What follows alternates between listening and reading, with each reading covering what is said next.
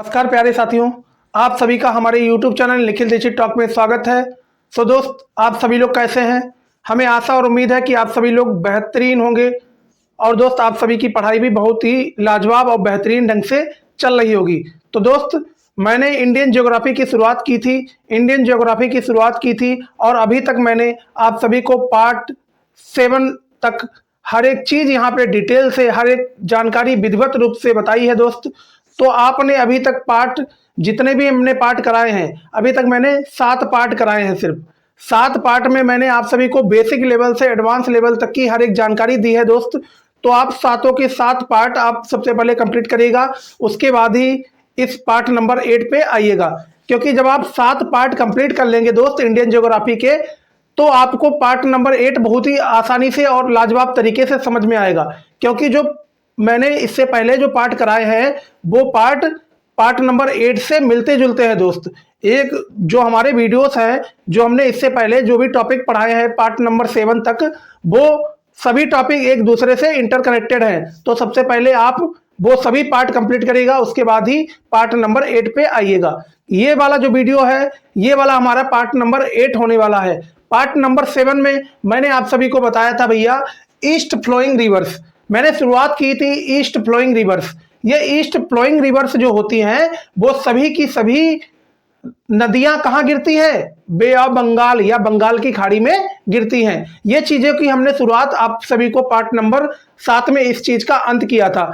अब जो चीज मैंने पार्ट नंबर 7 में आपको बताई थी भैया, उसके आगे की जितने भी टॉपिक बचते हैं वो मैं आप सभी को पार्ट नंबर 8 में कराऊंगा। तो अभी तक आपने चैनल को सब्सक्राइब नहीं किया तो चैनल को सब्सक्राइब कर लीजिएगा, बेल नोटिफिकेशन को भी प्रेस कर लीजिएगा और अपने भाई को सपोर्ट करना बिल्कुल भी ना भूलिएगा दोस्त।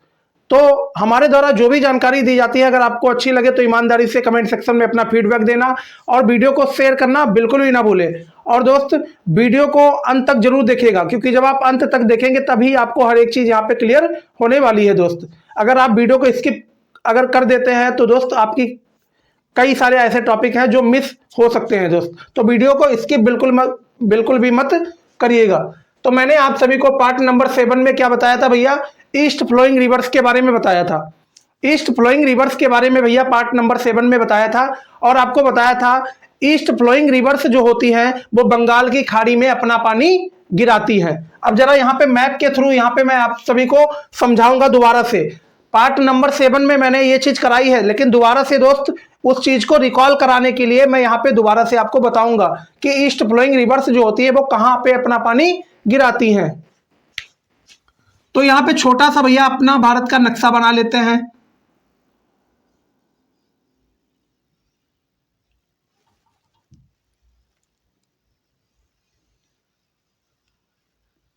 ये छोटा सा हमने भारत का नक्शा बना लिया है भैया, ये छोटा सा हमने भारत का नक्शा बना लिया है। ऊपर वाली दिशा हमारी है नॉर्थ, नीचे वाली है साउथ, इधर वाली है वेस्ट और इधर वाली है ईस्ट। इधर वाली है भैया ईस्ट, और इसी ईस्ट की हम बात कर रहे हैं भैया, इसी ईस्ट दिशा की बात कर रहे हैं, इसी ईस्ट दिशा की हम बात कर रहे हैं। हमने आपको बताया ईस्ट फ्लोइंग रिवर्स, ऐसी नदियां जो ईस्ट की दिशा में फ्लोइंग करती हैं, ऐसी नदियां जो ईस्ट की दिशा में बहती हैं, उनके बारे में ही यहाँ पे मैं आप सभी के सामने बात कर रहा हूं। तो जो ईस्ट की दिशा में नदियां जो भी बहेंगी दोस्त, वो सभी नदियां भैया बंगाल की खाड़ी में गिरेंगी। हमें मालूम है कि बंगाल की खाड़ी इधर पड़ती है, बे ऑफ बंगाल, इसे हम बोलते हैं बंगाल की खाड़ी। तो भैया जो ईस्ट फ्लोइंग रिवर्स होंगी, जो ईस्ट की दिशा में जो भी नदियां बहेंगी, वो सभी नदियां भैया अंत में अपना पानी कहां गिराएंगी? बंगाल की खाड़ी में गिराएंगी। तो इतनी चीजें आपको बढ़िया से लाजवाब तरीके से समझ आ गई होगी। अब हमने शुरुआत की थी भैया ईस्ट फ्लोइंग रिवर्स की। अब ईस्ट फ्लोइंग रिवर्स में मैंने आप सभी को पहली नदी बताई थी दामोदर नदी। कौन सी नदी बताई थी? दामोदर नदी बताई थी पार्ट नंबर 7 में। ये हमारा जो वीडियो है ये पार्ट नंबर 8 है। तो सबसे पहले आप सभी लोगों ने इससे पहले जितने भी पार्ट कराए गए हैं, अगर आपने नहीं कंप्लीट किया तो सबसे पहले उन सभी पार्ट्स को कंप्लीट करिएगा, उसके बाद ही इस पार्ट पे आइएगा। क्योंकि जो हमने पार्ट कराए हैं उन सभी के टॉपिक एक दूसरे से क्या है? इंटरकनेक्टेड है दोस्त, एक दूसरे से मिलते जुलते हैं दोस्त। तो आज का जो टॉपिक है east flowing rivers, east flowing rivers की अगर बात की जाए तो पहली नदी आती है दामोदर नदी।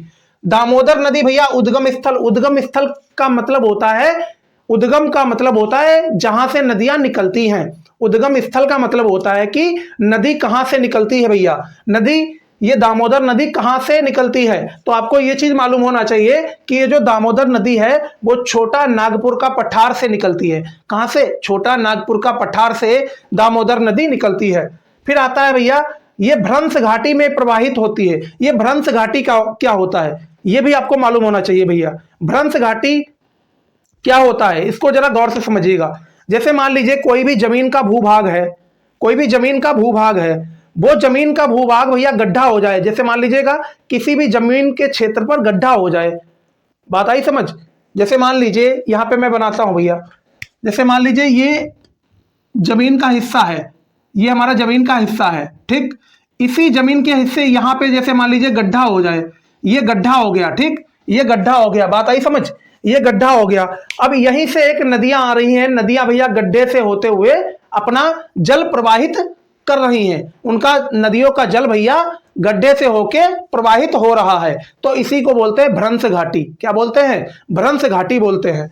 तो ये जो दामोदर नदी है ये भ्रंश घाटी में प्रवाहित होती है। फिर आता है दामोदर नदी, यह हुगली नदी की सहायक नदी है।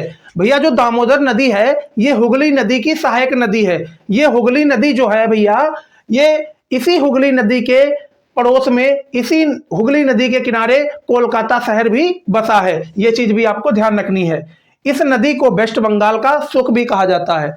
ये जो दामोदर नदी है, इस नदी को भैया पश्चिम बंगाल या वेस्ट बंगाल का शोक भी कहा जाता है। शोक का मतलब ये होता है भैया कि जैसे मान लीजिए ये जो दामोदर नदी है ये पश्चिम बंगाल में क्या कर देती है, बाढ़ ला देती है। क्या ला देती है? बाढ़ ला देती है। जब ये भैया बाढ़ ला देती है तो काफी ज्यादा नुकसान हो जाता है, काफी ज्यादा नुकसान हो जाता है। अपने बाढ़ के चपेट में काफी सारे लोगों को ये अपने साथ ले जाती है, अपने साथ ले जाती है। तो ये दामोदर नदी काफी ज्यादा नुकसान पहुंचाती है भैया पश्चिम बंगाल में। इसी के लिए इसको बोला गया है पश्चिम बंगाल का शोक। इतनी बात आई समझ। फिर आता है हमारा दामोदर नदी की अगर सहायक नदियों के बारे में बात की जाए कि दामोदर नदी की सहायक नदियां कौन कौन सी है, तो पहली नदी है बोकारो, दूसरी है बराकर, तीसरी है कोनार। तो ये था भैया दामोदर नदी के बारे में, यहां पे मैंने आप सभी के सामने चर्चा की है। और मैंने आपको यह भी बताया है ईस्ट फ्लोइंग रिवर्स कहां पे अपना जल छोड़ती हैं। मतलब ईस्ट फ्लोइंग रिवर्स जो होती है, ईस्ट फ्लोइंग रिवर्स जो होती है वो अंत में अपना जल कहां पे छोड़ती हैं भैया? बे ऑफ बंगाल, बंगाल की खाड़ी में अपना जल गिरा देती हैं। फिर अगली नदी आती है हमारी स्वर्ण रेखा नदी। स्वर्ण रेखा नदी, इसको इरेज कर लेते भैया, इसको इरेज कर लेते हैं। फिर अगली हमारी ईस्ट फ्लोइंग रिवर्स में आती है नंबर 2 पे स्वर्ण रेखा नदी। स्वर्ण रेखा नदी,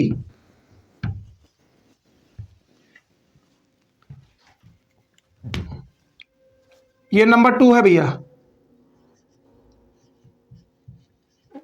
स्वर्ण रेखा नदी। स्वर्ण रेखा नदी कौन सी नदी भैया? स्वर्ण रेखा नदी।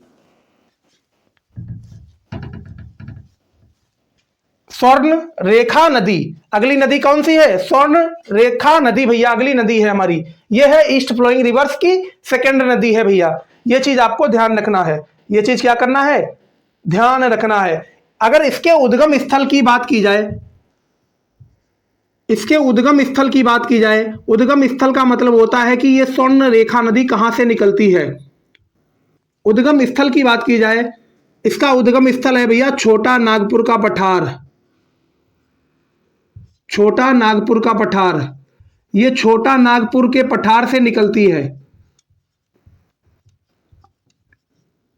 छोटा नागपुर का पठार से ये नदी भैया निकलती है।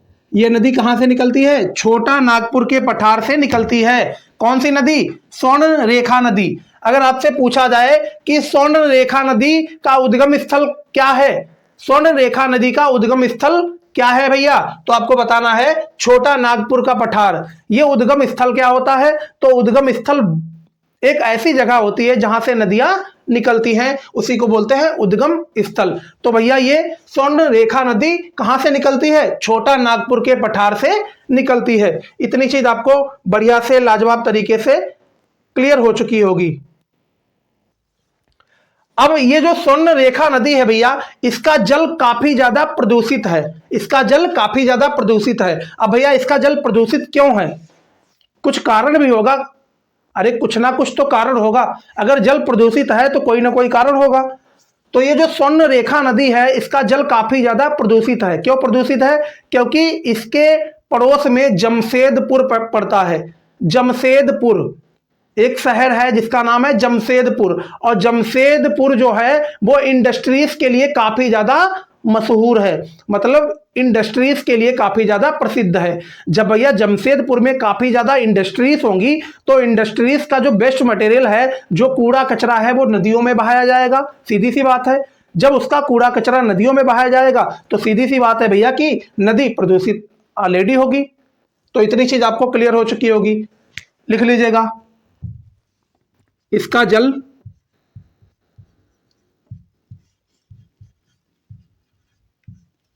काफी प्रदूषित है, काफी प्रदूषित है।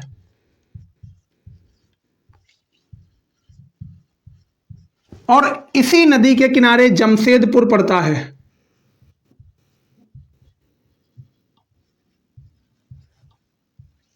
कौन सा? जमशेदपुर। इसी जमशेदपुर को भैया टाटा नगर के नाम से जानते हैं, टाटा नगर। टाटा नगर।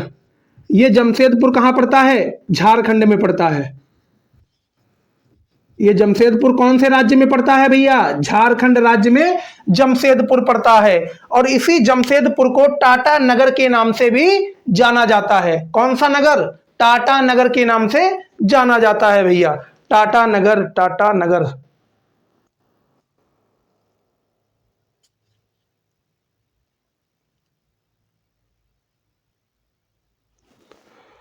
तो इतनी चीज आपको क्लियर हो चुकी होगी। और एक चीज आपको याद रखना है भैया, यहां पे लिखा है स्वर्ण रेखा नदी। ये भैया स्वर्ण रेखा नदी क्यों नाम पड़ा? कुछ ना कुछ तो खासियत इसमें होगी। हाँ तो खासियत है भैया, इस नदी में सोने के कण भी पाए जाते हैं। इस नदी में सोने के कण भी पाए जाते हैं। इस नदी में, इस नदी में सोने के कण भी पाए जाते हैं। सोने के कण भी पाए जाते हैं। सोने के कण भी पाए जाते हैं। कौन सी नदी में? स्वर्ण रेखा नदी। इसी के लिए इसको स्वर्ण रेखा नदी का नाम दिया गया है, क्योंकि इसमें सोने के कण भी पाए जाते हैं। और ये भैया प्रदूषित इतनी क्यों है? क्योंकि जमशेदपुर जो है, जो शहर है जमशेदपुर, ये जमशेदपुर भैया स्वर्ण रेखा नदी के जस्ट पड़ोस में बसा है। स्वर्ण रेखा नदी के किनारे जमशेदपुर बसा है। और जमशेदपुर में काफी सारी, काफी ज्यादा इंडस्ट्रीज हैं, काफी ज्यादा भैया इंडस्ट्रीज हैं। क्या है? इंडस्ट्रीज हैं। और उन इंडस्ट्रीज का जो वेस्ट मटेरियल होता है, जो कूड़ा कचरा होता है, वो सभी कूड़ा कचरा भैया इसी नदी में बहा दिया जाता है। क्या किया जाता है? इसी नदी में बहा दिया जाता है। जब उसका कूड़ा कचरा और ये वेस्ट मटेरियल इस नदी में बहा दिया जाता है, इसी के कारण यह नदी काफी ज्यादा प्रदूषित है। तो इतनी चीज आपको क्लियर हो चुकी होगी भैया। इसी जमशेदपुर को टाटा नगर के नाम से भी जानते हैं। और ये जमशेदपुर कहां है? तो आपको याद रखना है, झारखंड राज्य में है। तो इतना नोट कर लीजिएगा, उसके बाद इसको रफ कर दो भैया। इतना नोट कर लीजिएगा।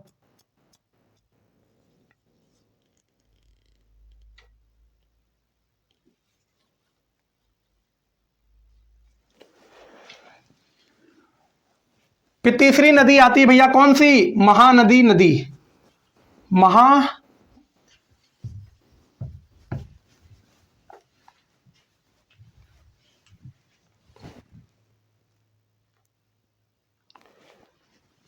फिर तीसरी आती है हमारी महानदी।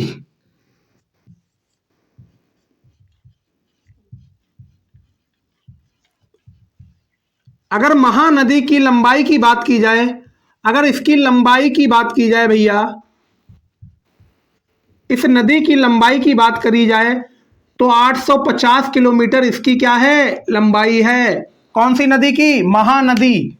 ये महानदी भैया ईस्ट फ्लोइंग रिवर्स की तीसरी नदी है। ईस्ट फ्लोइंग रिवर्स की तीसरी नदी है महानदी। इसकी लंबाई कितनी है? 850 किलोमीटर। यहां आप एक चीज नोट कर लीजिएगा, ईस्ट फ्लोइंग रिवर्स का मतलब है ऐसी नदियां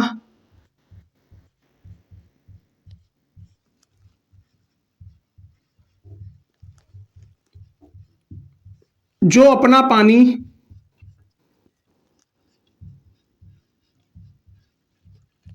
पानी बंगाल की खाड़ी में गिराती हैं। Bay of Bengal, bay of Bengal का मतलब है बंगाल की खाड़ी में गिराती हैं। ऐसी नदियां जो अपना पानी बे ऑफ बंगाल में गिराती हैं, उन्हीं को बोलते हैं ईस्ट फ्लोइंग रिवर्स। अभी मैंने आपको मैप के थ्रू समझाया भी था भैया।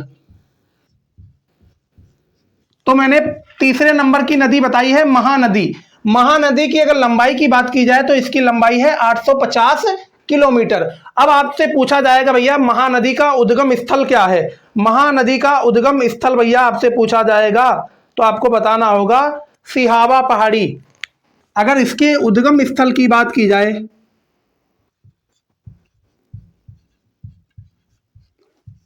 उद्गम स्थल, तो इसका उद्गम स्थल है भैया सिहावा, सिहावा पहाड़ी। सिहावा पहाड़ी, ये सिहावा पहाड़ी भैया कहाँ पड़ती है? ये सिहावा पहाड़ी रायपुर में पड़ती है। कहाँ पड़ती है? रायपुर में। कहाँ पड़ती है भैया? रायपुर में। अब ये रायपुर कहाँ है? तो आपको ये भी याद रखना है, ये रायपुर है छत्तीसगढ़ में। छत्तीसगढ़ में रायपुर है भैया। ये रायपुर कहाँ है? तो आपको ध्यान रखना है छत्तीसगढ़ में रायपुर है। अगर बात की जाए महानदी, महानदी का उद्गम स्थल क्या है भैया? महानदी का उद्गम स्थल क्या है? तो आपको बता देना है कि इसका उद्गम स्थल है सिहावा पहाड़ी। ये जो महानदी है ये सिहावा पहाड़ी से निकलती है। किस पहाड़ी से? सिहावा पहाड़ी से निकलती है। और ये सिहावा पहाड़ी कहाँ है? तो आपको याद रखना है ये सिहावा पहाड़ी रायपुर में है। अब ये रायपुर कहाँ है? तो आपको याद रखना है रायपुर है हमारा छत्तीसगढ़ में। तो इतनी चीज नोट कर लीजिएगा भैया, इतनी चीज क्या करिएगा? नोट कर लीजिएगा। अब आपसे पूछा जाए ये जो महानदी है ये कहां कहां बहती है, किस किस राज्य में बहती है? तो ये भैया ये कहां कहां बहती है? छत्तीसगढ़ में। कहां बहती है? छत्तीसगढ़ में। और छत्तीसगढ़ के बाद कहां बहती है ये? छत्तीसगढ़ में बहने के बाद ये जाती है ओडिशा में। ओडिशा में। बात आई समझ? हाँ, बहती है। बात आई नहीं आई? अगर आपसे बोला जाए कि महानदी जो है, महानदी है ये कौन कौन से किस किस राज्य में बहती है या किस किस जगह पर बहती है, तो आपको बताना है छत्तीसगढ़ में बहती है। छत्तीसगढ़ के बाद ये ओडिशा में बहती है भैया। ओडिशा में बहती है। दो जगहों पे, एक छत्तीसगढ़ और ओडिशा में बहती है। कौन सी नदी? महानदी।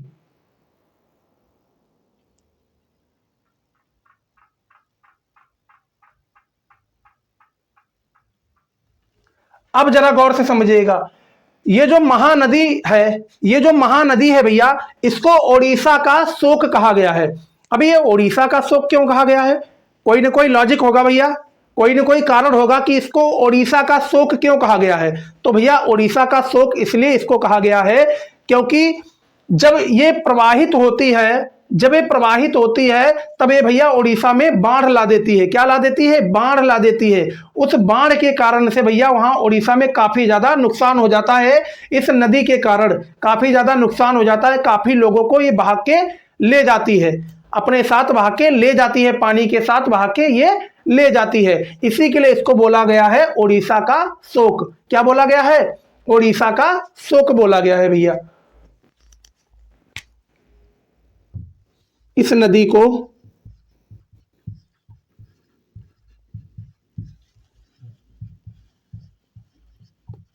उड़ीसा का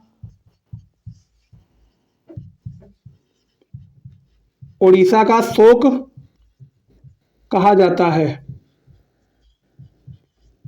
क्या बोला जाता है भैया? उड़ीसा का शोक कहा जाता है। किस नदी को? महानदी को।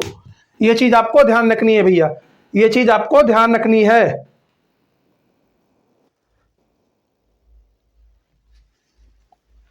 अब आते हैं भैया, आपसे बोला जाए, आपको यह भी मालूम होना चाहिए, ये जो महानदी है, इसी महानदी पर एक बांध भी बनाया गया है। बांध क्या होता है भैया? डैम। डैम, एक बांध बनाया गया है इसी नदी पर। उस बांध का नाम है हीराकुंड बांध। उस बांध का नाम है हीराकुंड बांध। इसी महानदी पर, इसी नदी पर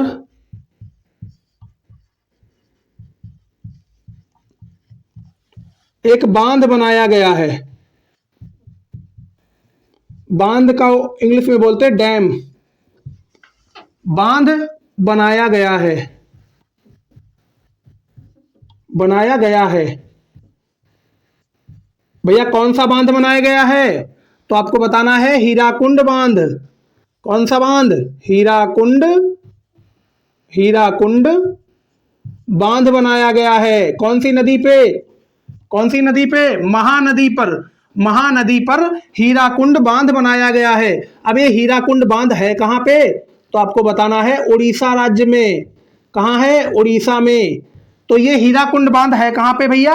ये हीराकुंड बांध उड़ीसा में है, और ये हीराकुंड बांध महानदी पर बनाया गया है। तो इतनी चीज भैया नोट कर लीजिएगा, उसके बाद आगे बढ़ते हैं। इतनी चीज नोट कर लीजिएगा, उसके बाद अगली नदी पर बढ़ते हैं भैया। इतनी चीज नोट कर लीजिएगा।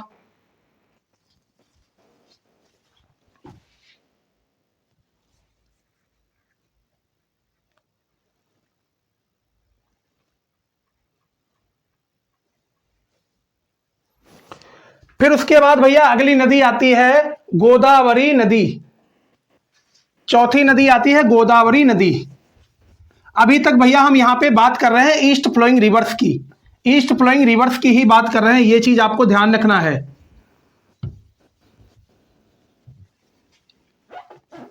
अगर बात की जाए गोदावरी नदी की भैया, ये चौथे नंबर की नदी है।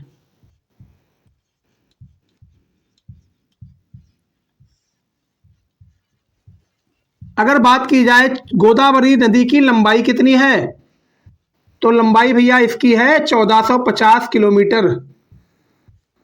1450 किलोमीटर है गोदावरी नदी की लंबाई। अब भैया आपसे बोला जाए कि गोदावरी नदी का उद्गम स्थल बताइए। उद्गम स्थल का मतलब है कि गोदावरी नदी कहां से निकलती है। गोदावरी नदी भैया त्रियंबकम, सॉरी त्रियंबक, त्रियंबक से निकलती है। कहां से निकलती है? त्रियंबक, त्रियंबक से निकलती है। त्रियंबक से निकलती है। ये त्रियंबक कहां पड़ता है? तो ये त्रियंबक भैया नासिक में पड़ता है। कहां पड़ता है? नासिक में पड़ता है। अब ये नासिक में कहां पड़ता है भैया? ये नासिक कहां पड़ता है? तो आपको याद रखना है, ये नासिक पड़ता है महाराष्ट्र में। कहां पड़ता है? महाराष्ट्र में पड़ता है। कहां पड़ता है भैया? महाराष्ट्र में पड़ता है। क्या कहां पड़ता है? महाराष्ट्र में पड़ता है। तो मैंने आपको क्या क्या बताया? मैंने सबसे पहले आपको बताया गोदावरी नदी। गोदावरी नदी भैया अगर बात की जाए कि गोदावरी नदी की लंबाई कितनी है, तो आपको बता देना है 1450 किलोमीटर। 1450 किलोमीटर गोदावरी नदी की लंबाई है। गोदावरी नदी निकलती कहां से है? तो आपको बताना है त्रियंबक। त्रियंबक से निकलती है। ये त्रियंबक है कहां पे? तो आपको बताना है ये त्रियंबक नासिक में है। अब ये नासिक कहां है? तो आपको बताना है नासिक भैया महाराष्ट्र में है। तो इतनी चीज बढ़िया लाजवाब तरीके से समझ आ गई होगी। इतना आप नोट कर लीजिएगा भैया, इतना आप नोट कर लीजिएगा।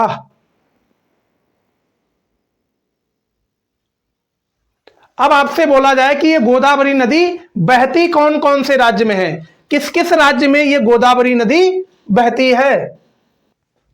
तो याद रखिएगा ये गोदावरी नदी महाराष्ट्र से शुरू होती है भैया। महाराष्ट्र से शुरू होती है, उसके बाद कहां जाती है? तेलंगाना में जाती है। ये तेलंगाना कहां है? तो आपको ध्यान रखना है हैदराबाद। तेलंगाना के बाद ये जाती है आंध्र प्रदेश। कौन से प्रदेश? आंध्र प्रदेश जाती है भैया। ये 3 राज्यों में गोदावरी नदी बहती है।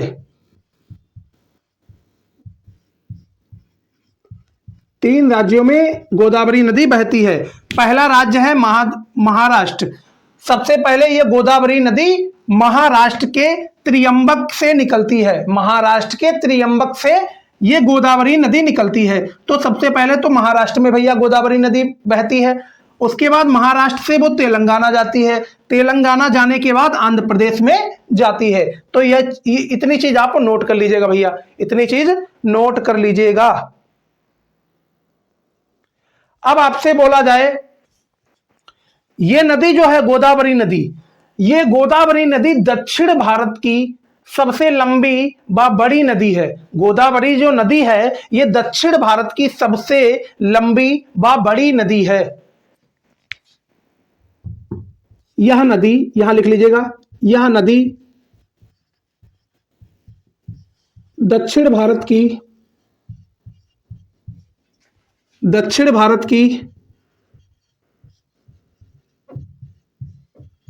लंबी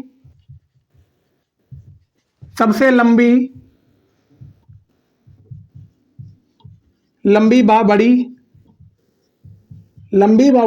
नदी है।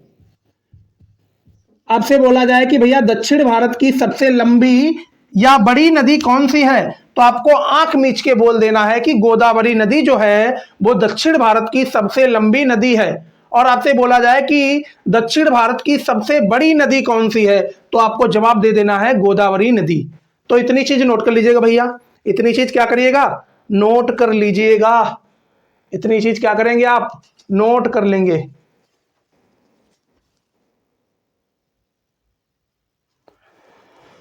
अब आपसे बोला जाए कि गोदावरी के कुछ उपनाम भी हैं। गोदावरी नदी के कुछ उपनाम भी हैं भैया। इसके उपनाम भैया कौन कौन से हैं, तो इसके उपनाम हैं, अगर इसके उपनाम की बात की जाए तो इसका उपनाम है भैया दक्षिण की गंगा। गोदावरी को और क्या बोला जाता है, दक्षिण की गंगा बोला जाता है। इसके उपनाम है भैया दक्षिण की गंगा, और क्या नाम है, वृद्ध गंगा,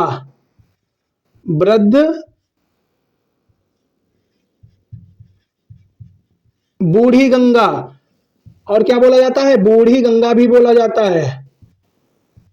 बूढ़ी गंगा के नाम से भी जाना जाता है। किसको, गोदावरी नदी को। किसको भैया, गोदावरी नदी को। किसको, गोदावरी नदी को। तो गौर से देखिएगा भैया, मैंने आपको क्या बताया कि जो गोदावरी नदी है, इस गोदावरी नदी के कुछ उपनाम भी हैं। पहला उपनाम है दक्षिण की गंगा, इसे बोला जाता है। और क्या बोला जाता है, वृद्ध गंगा भी बोला जाता है। और क्या बोला जाता है, बूढ़ी गंगा भी बोला जाता है। ये चीज आप नोट कर लीजिएगा। उसके बाद आगे भैया चलते हैं।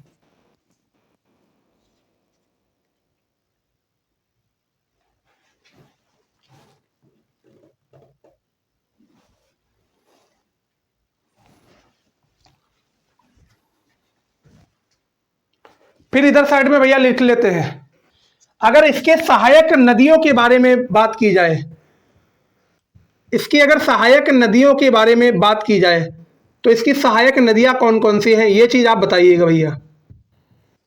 गोदावरी नदी की सहायक नदियां कौन सी हैं, तो इसकी सहायक नदियां हैं भैया पेनगंगा, पेनगंगा, बेनगंगा, पेनगंगा, बेनगंगा, वृद्धा गंगा, वर्धा गंगा, वर्धा गंगा, वर्धा गंगा। ये इसकी क्या है भैया, सहायक नदियां हैं। पेनगंगा, बेनगंगा, वृद्धा गंगा, और कौन सी गंगा भैया, इंद्रावती, मंजीरा, इंद्रावती,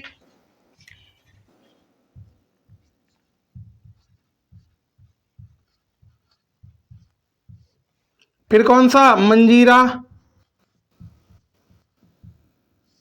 ये इसके क्या है भैया, ये इसकी सहायक नदियां हैं। ये इसकी क्या है, सहायक नदियां हैं।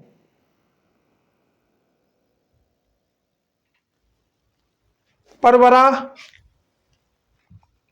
परवरा, प्राणहिता, प्राणहिता, प्राणहिता, और कौन सी, अब आपको बताना है सबरी, सबरी, सबरी, सबरी। तो ये सभी क्या है भैया, इसकी सहायक नदियां हैं।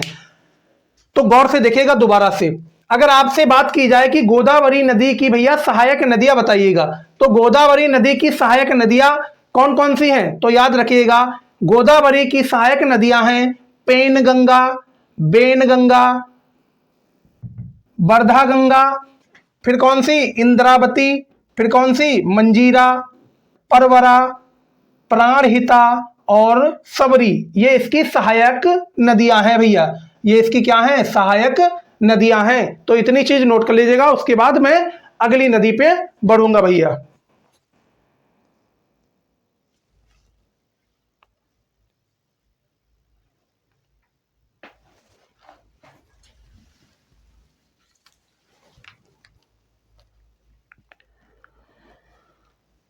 तू नहीं ये खुदा ये हवा क्या करूं, दूर तुझसे मैं रह के बता।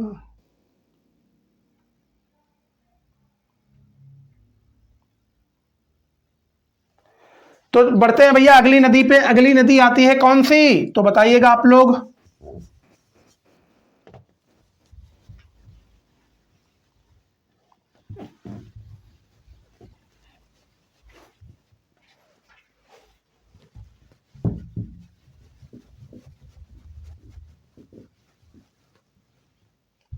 अगली नदी आती है हमारी कृष्णा नदी।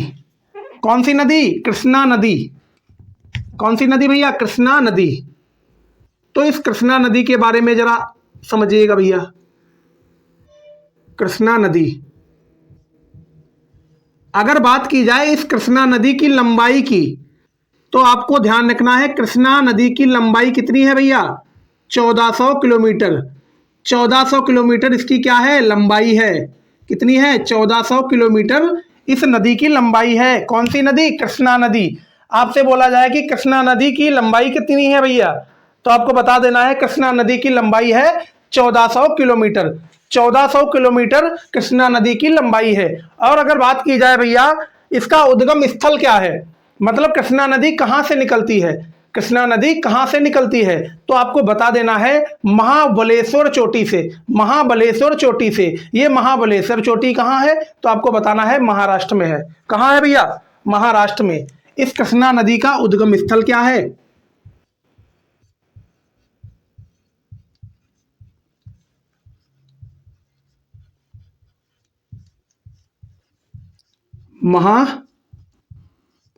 महाबलेश्वर, महाबलेश्वर चोटी। ये महाबलेश्वर चोटी है कहां भैया, ये है महाराष्ट्र में। कहां है, महाराष्ट्र में।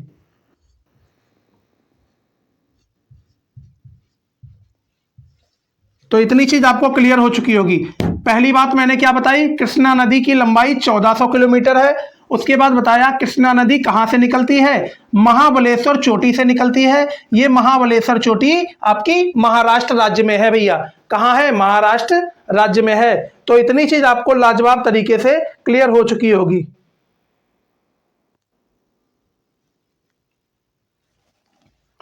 अब अगर बात की जाए ये जो कृष्णा नदी है ये बहती कहां कहां है, ये बहती कहां कहां है भैया, तो आपको बता देना है ये जो कृष्णा नदी है वो महाराष्ट्र से होती हुई, महाराष्ट्र के बाद ये कहां जाती है, कर्नाटक जाती है। कर्नाटक को जाने के बाद तेलंगाना जाती है। तेलंगाना के बाद ये आंध्र प्रदेश जाती है। सबसे पहले ये महाराष्ट्र में बहती है।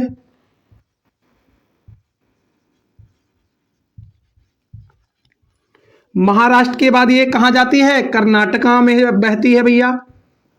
कर्नाटका में बहती है। फिर उसके बाद कहां जाती है भैया, तेलंगाना में बहती है। तेलंगाना में बहती है।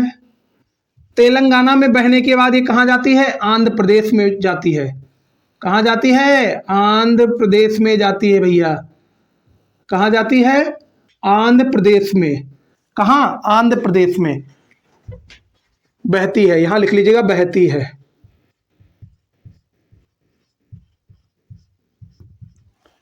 अगर आपसे बोला जाए कि भैया कृष्णा नदी जो है, कृष्णा नदी है वो किस किस राज्य में बहती है, किस किस जगह पर बहती है, तो आपको बताना है भैया ये कृष्णा नदी जो है वो महाराष्ट्र में बहती है, महाराष्ट्र के बाद ये कर्नाटक में बहती है, महाराष्ट्र के बाद ये कर्नाटक में बहती है, कर्नाटक के बाद ये तेलंगाना में बहती है, तेलंगाना के बाद ये आंध्र प्रदेश में बहती है। तो इतनी चीज आपको नोट कर लेनी है भैया, इतनी चीज क्या करनी है आपको नोट कर लेनी है।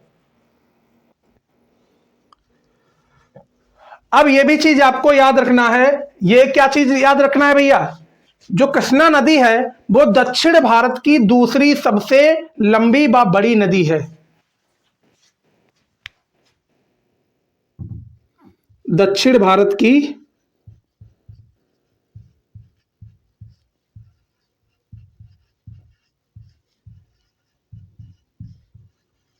दूसरी सबसे लंबी नदी,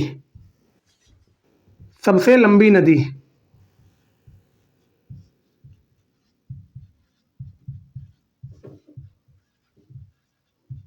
दक्षिण भारत की दूसरी सबसे लंबी नदी कौन सी है, आपको बता देना है कृष्णा नदी। कौन सी नदी, कृष्णा नदी। दक्षिण भारत की दूसरी सबसे लंबी नदी आपसे पूछा जाए तो आपको जवाब देना है कृष्णा नदी। कौन सी नदी, कृष्णा नदी भैया।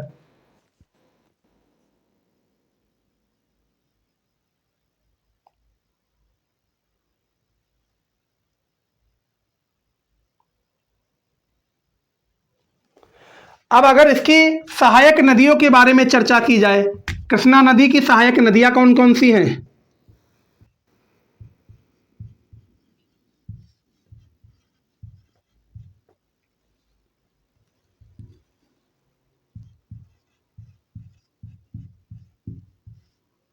तो इसकी सहायक नदियां हैं भैया भीमा, पहली नदी भीमा, फिर कौन सी तुंग,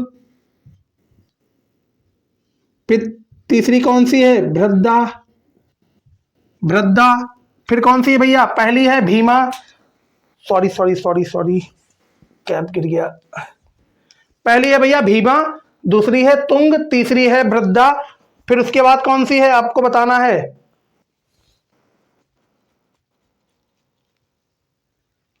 घात प्रभा, घात प्रभा, कौन सी नदी, घात प्रभा,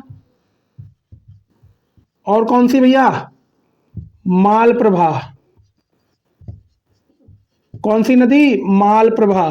तो पहली मैंने कौन सी बताई, अगर आपसे बोला जाए कि कृष्णा नदी की सहायक नदियां बताइएगा तो सहायक नदियों में पहली भीमा, तुंग, भ्रद्दा, घात प्रभा, माल प्रभा, और कौन सी भैया, और भी कुछ है, माल प्रभा के बाद भी कुछ है भैया, बताइएगा जरा।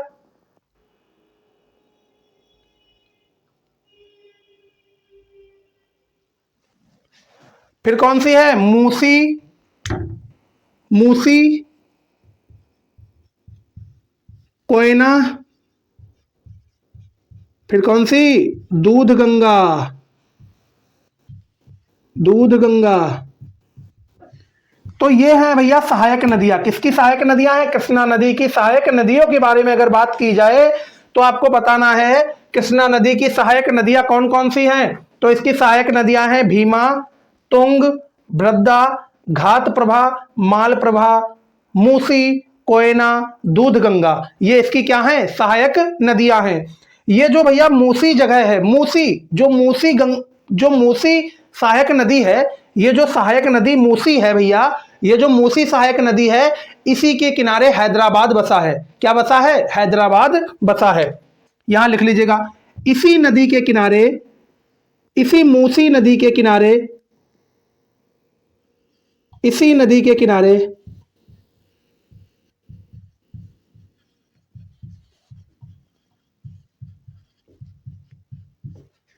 इसी नदी के किनारे क्या बसा है, हैदराबाद बसा है।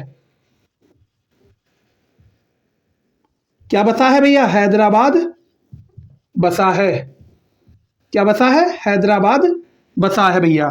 आपसे बोला जाए कि हैदराबाद किस नदी के किनारे बसा है तो आपको जवाब देना है मूसी नदी के किनारे हैदराबाद बसा है। यह मूसी किसकी सहायक नदी है तो आपको बताना है मूसी भैया कृष्णा नदी की सहायक नदियां है। तो इतना नोट कर लीजिएगा।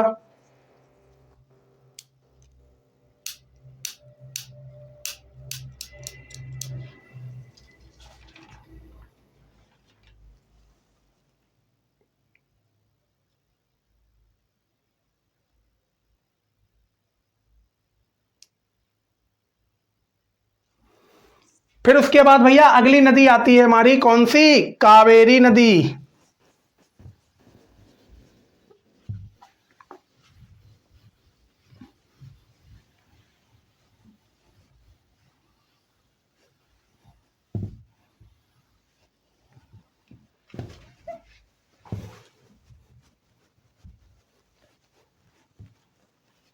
कौन सी नदी भैया, कावेरी।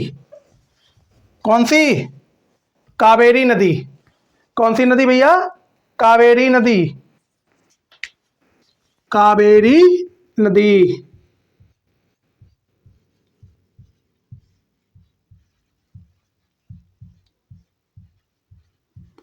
इस कावेरी नदी की अगर बात की जाए तो सबसे पहले आपको यह मालूम होना चाहिए इसकी लंबाई कितनी है। तो इसकी लंबाई है भैया 800 किलोमीटर।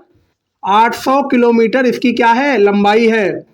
और आपसे पूछा जाए कि कावेरी नदी कहाँ से निकलती है, कहाँ से निकलने का मतलब है इसका उद्गम स्थल कहाँ है भैया। उद्गम स्थल कहाँ है, ये कहाँ से निकलती है, तो आपको बताना है ब्रह्मगिरी चोटी से निकलती है। ब्रह्मगिरी चोटी से निकलती है। ब्रह्मगिरी चोटी से निकलती है। ये ब्रह्मगिरी चोटी भैया कहाँ है, ये ब्रह्मगिरी चोटी बताइएगा जरा कहाँ है। तो ये ब्रह्मगिरी चोटी है आपकी कर्नाटक में। कर्नाटक में ये ब्रह्मगिरी चोटी है। कहाँ है, कर्नाटक में है। अब गौर से देखिएगा मैंने क्या बताया आपको। मैंने बताया भैया कावेरी नदी जो है, कावेरी नदी की लंबाई है 800 किलोमीटर। कितनी है, 800 किलोमीटर। अगर आपसे बोला जाए कि कावेरी नदी कहाँ से निकलती है, तो आपको बताना है कि कावेरी नदी जो है वो ब्रह्मगिरी चोटी से निकलती है। ये ब्रह्मगिरी चोटी भैया पड़ती है कर्नाटक में। कहाँ पड़ती है, कर्नाटक में पड़ती है। इसी ब्रह्मगिरी चोटी से कावेरी नदी निकलती है। तो इतनी चीज आप नोट कर लीजिएगा भैया, इतनी चीज क्या करिएगा, नोट कर लीजिएगा।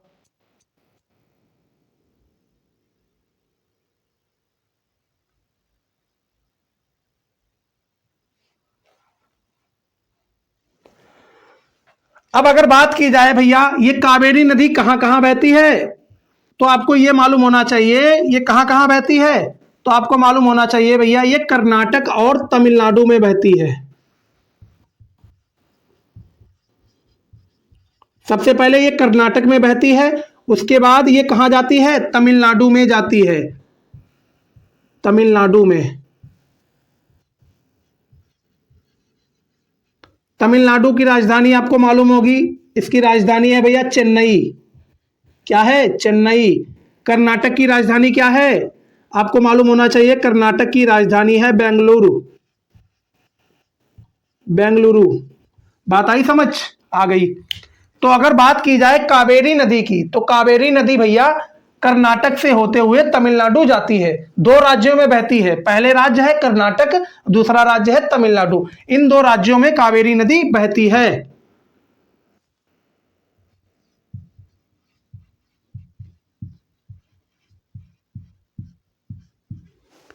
अगर बात की जाए कावेरी नदी के बारे में, तो धार्मिक मान्यताओं के अनुसार, धार्मिक मान्यताओं के अनुसार कावेरी नदी को, धार्मिक मान्यताओं के अनुसार, धार्मिक मान्यताओं के अनुसार कावेरी नदी को दक्षिण भारत की गंगा भी बोला जाता है।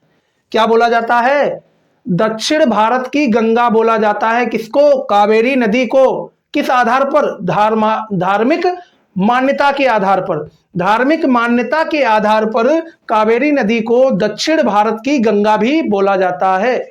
ये लिख लीजिएगा पॉइंट भैया। धार्मिक, धार्मिक मान्यताओं के आधार पर, धार्मिक मान्यताओं के आधार पर, धार्मिक मान्यताओं के आधार पर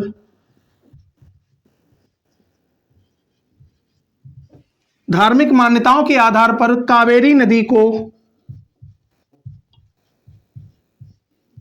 कावेरी नदी को दक्षिण भारत की, दक्षिण भारत की गंगा भी, दक्षिण भारत की गंगा भी कहा जाता है, कहा जाता है। अगर धार्मिक मान्यताओं को अगर देखा जाए, धार्मिक मान्यताओं को अगर माना जाए, तो कावेरी नदी को दक्षिण भारत की गंगा भी कहा जाता है। ये चीज आपको नोट कर लेनी है भैया। ये चीज क्या करनी है आपको? ये चीज आपको नोट कर लेनी है।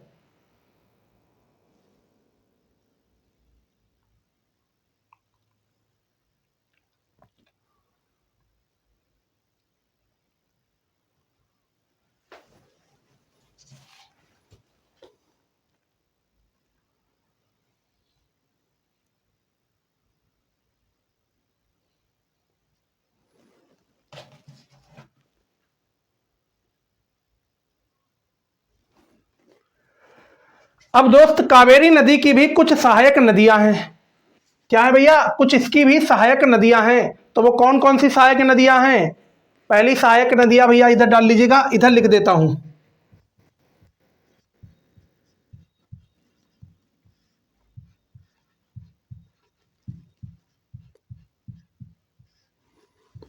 कावेरी नदी की सहायक नदियां कौन सी हैं?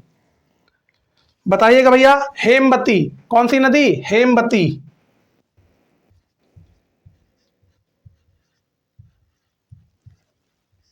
कौन सी नदी भैया? कावेरी नदी की अगर सहायक नदियों के बारे में चर्चा की जाए, तो पहली नदी आती है हेमवती। कौन सी? हेमवती। फिर दूसरी भैया है सिमसा। सिमसा। दूसरी है सिमसा। तीसरी नदी कौन सी है? काबिनी। तीसरी कौन सी भैया? काबिनी। पहली है हेमवती, दूसरी सिमसा, तीसरी काबिनी, चौथी है भवानी। भवानी। चौथी कौन सी? भवानी।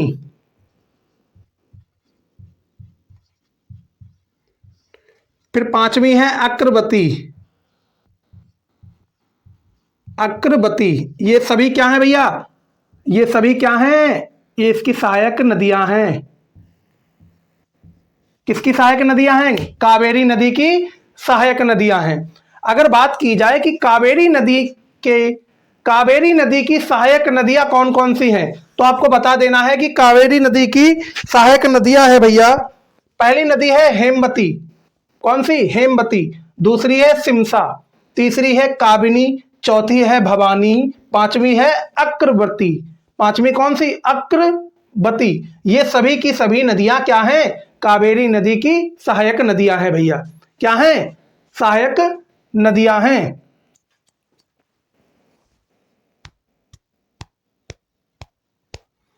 अब याद रखना है, ये जो कावेरी नदी का जो डेल्टा होता है, कावेरी नदी के डेल्टा को दक्षिण भारत का बगीचा भी बोला जाता है। ये चीज नोट कर लेना है। कावेरी नदी के डेल्टा को कावेरी नदी के डेल्टा को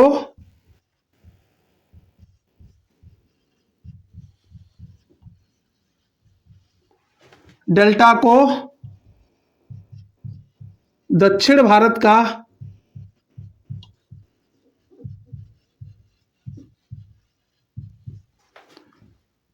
का बगीचा भी कहा जाता है। बगीचा भी कहा जाता है।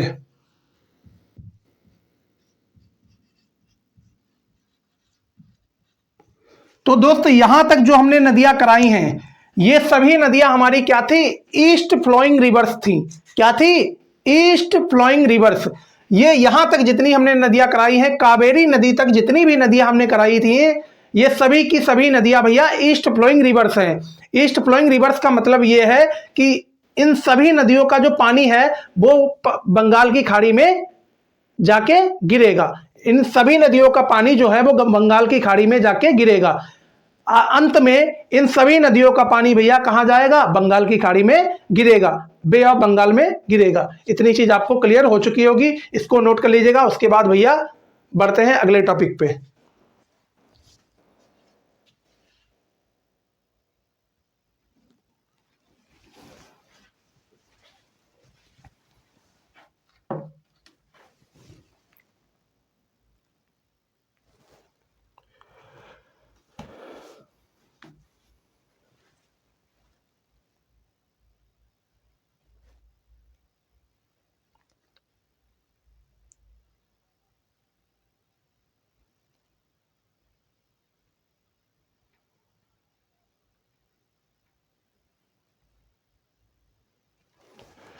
तो ये थी भैया हमारी ईस्ट फ्लोइंग रिवर्स। क्या कौन सी? East flowing reverse. अब उसके बाद चलते हैं west flowing rivers. West flowing rivers, west flowing rivers हमारी भैया कौन कौन सी हैं वो जानते हैं। वेस्ट फ्लोइंग रिवर्स,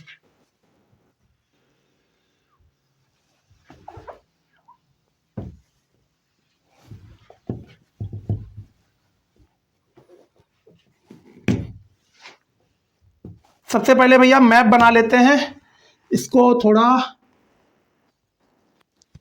इधर हटा लेते हैं इसको। वेस्ट फ्लोइंग रिवर्स,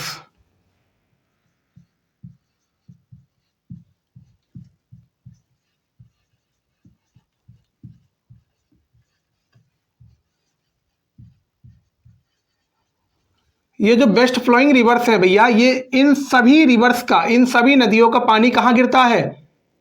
अरब सागर में गिरता है।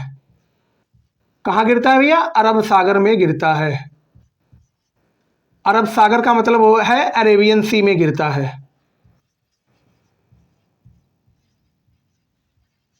कहाँ गिरता है भैया? अरेबियन सी में गिरता है। ये जो वेस्ट फ्लोइंग रिवर्स है, इन सभी नदियों का पानी कहाँ जाके गिरता है? अरब सागर में गिरता है। अरब सागर में गिरता है भैया। कहाँ गिरता है? अरब सागर में गिरता है।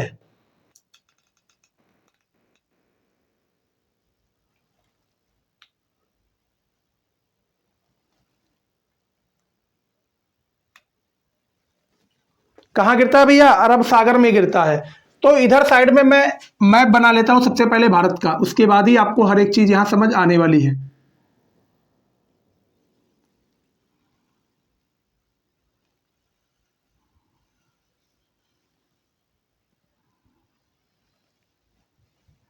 थोड़ा टेढ़ा बन गया। तू नहीं है खुदा ये हवा क्या करूं।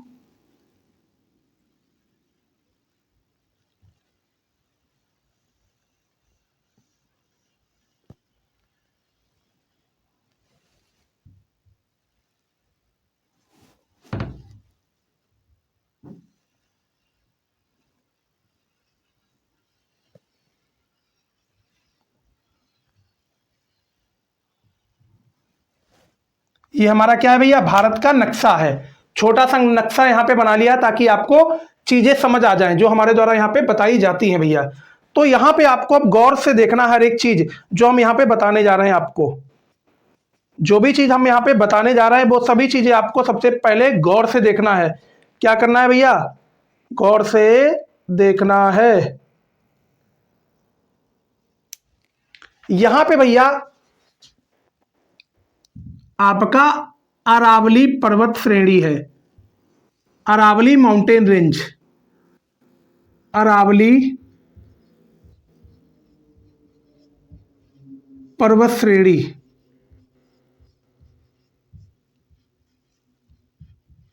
जिसे बोलते हैं अरावली माउंटेन रेंज। यहीं से भैया हमारी एक नदी निकलती है जिस नदी का नाम है लूनी नदी। कौन सी नदी? लूनी नदी।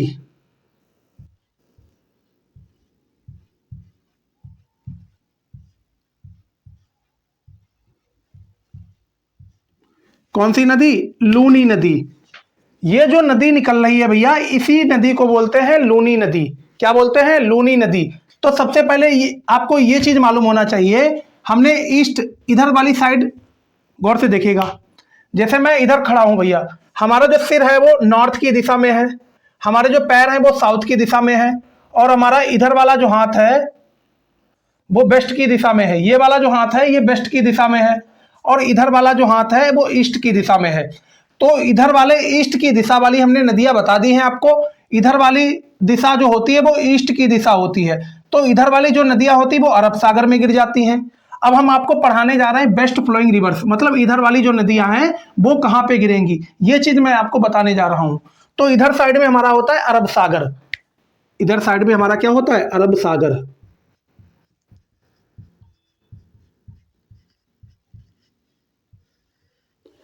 अब भैया यहां पे जरा गौर से देखिएगा, आपने भारत का नक्शा देखा होगा, आपने भारत का नक्शा देखा होगा या आप यहां पे देख रहे होंगे। तो यहाँ पे देखिएगा भैया कुछ जगह खाली होती है, कुछ गड्ढा टाइप का होता है, इसी गड्ढे टाइप को बोलते हैं खंभात की खाड़ी। कौन सी खाड़ी? खंभात, खंभात की खाड़ी।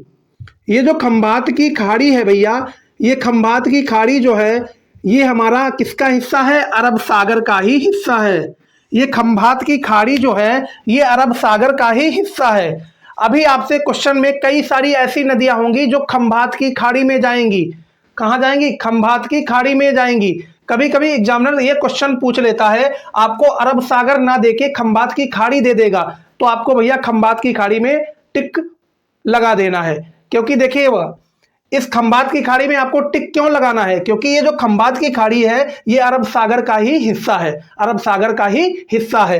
अगर आपसे बोला जाए कि ये जो वेस्ट साइड की जो नदियां हैं, वेस्ट साइड की नदियां जो हैं भैया, ये कहाँ अपना पानी गिराएंगी?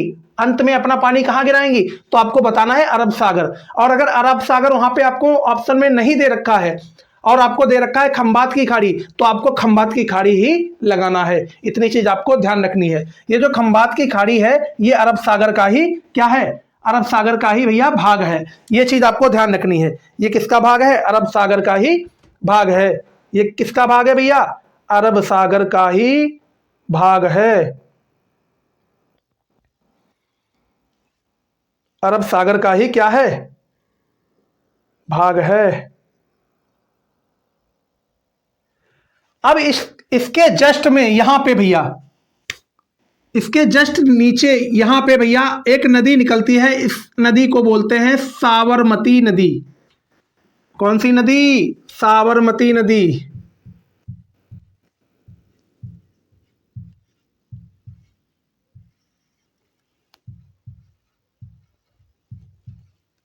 कौन सी नदी भैया? साबरमती नदी। जस्ट इसके लूनी नदी के नीचे एक नदी निकलती है, उस नदी का नाम है साबरमती नदी। कौन सी नदी? साबरमती नदी भैया। इतनी चीज आपको बढ़िया लाजवाब तरीके से क्लियर हो चुकी होगी।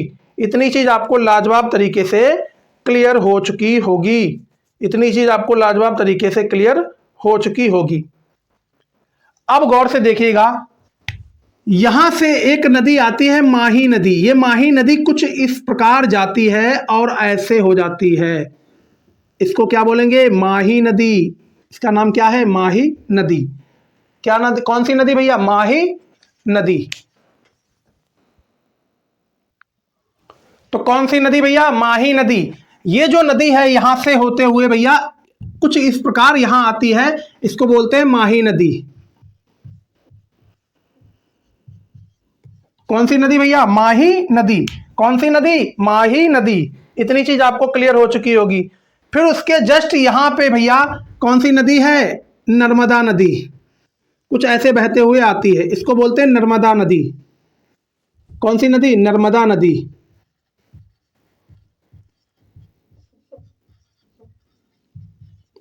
फिर जस्ट इसके नीचे से भैया नदी आती है, उसका नाम है ताप्ती नदी। कौन सी? ताप्ती नदी।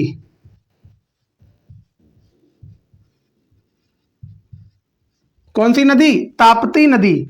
अब यहां पे आपको क्या समझना है? दोबारा से देखना है भैया। मैं आपको क्या करा रहा हूं? बेस्ट फ्लोइंग रिवर्स के बारे में बता रहा हूं। बेस्ट फ्लोइंग रिवर्स जो होंगी वो अपना पानी सदैव कहां गिराएंगी? अरब सागर में गिराएंगी, अरेबियन सी में गिराएंगी। तो गौर से देखिएगा, यहां पे आपका क्या है? अरावली पर्वत श्रेणी है, मतलब अरावली माउंटेन रेंज है। ये देखिए अरावली माउंटेन रेंज है भैया, ये अरावली माउंटेन रेंज है। ठीक, इसी अरावली माउंटेन रेंज में यहाँ पे भैया लूनी नदी निकलती है। ये देखिए लूनी नदी जा रही है, लूनी नदी। बात आई समझ? उसके जस्ट लूनी नदी के नीचे देखिए ये साबरमती नदी है भैया। ये देखिए साबरमती नदी है। बात आई समझ? आ गई। फिर जस्ट यहाँ पे देखिएगा गौर से भैया, ये यहाँ से भैया नदी आती है, कुछ इस तरह से कटके इधर आ जाती है। इस नदी का नाम है माही नदी। उसी माही नदी के नीचे ये नदी पड़ती है जिसका नाम है नर्मदा नदी। नर्मदा नदी के नीचे पड़ती है भैया ताप्ती नदी। अब आपसे क्वेश्चन में पूछ लिया जाएगा कि भैया एक ऐसी नदी है जो ट्रॉपिक ऑफ कैंसर को दो बार काटती है। ट्रॉपिक ऑफ कैंसर मतलब कर्क रेखा को 2 बार काटती है। तो गौर से देखिएगा भैया, कर्क रेखा भैया भारत को बीच से ऐसे काटते हुए जाती है। बात आई समझ? ये ट्रॉपिक ऑफ कैंसर है, मतलब कर्क रेखा है, ट्रॉपिक ऑफ कैंसर। तो ये भैया ट्रॉपिक ऑफ कैंसर है। तो ये ट्रॉपिक ऑफ कैंसर भारत को बीच से काटते हुए जाता है। तो भैया ये माही नदी जो है, ये माही नदी जो है, माही नदी कर्क रेखा को 2 बार काटती है। ये चीज आपको ध्यान रखना है कि माही नदी क्या करती है, माही नदी कर्क रेखा को 2 बार काटती है। तो गौर से देखिएगा, एक बार तो इसने यहां पे काटा, फिर दोबारा यहां पे काटा, तो 2 बार इसने कर्क रेखा को काटा। किस नदी ने? माही नदी ने भैया। अब गौर से यहां पे देखना है आपको, यहां पे आपको समझना है, यहां पे भैया एक मरुस्थल पड़ता है जिसका नाम है थार का मरुस्थल। यहां पे एक मरुस्थल पड़ता है भैया जिसका नाम है थार का मरुस्थल, थार का मरुस्थल, थार का मरुस्थल मतलब थार का डेजर्ट।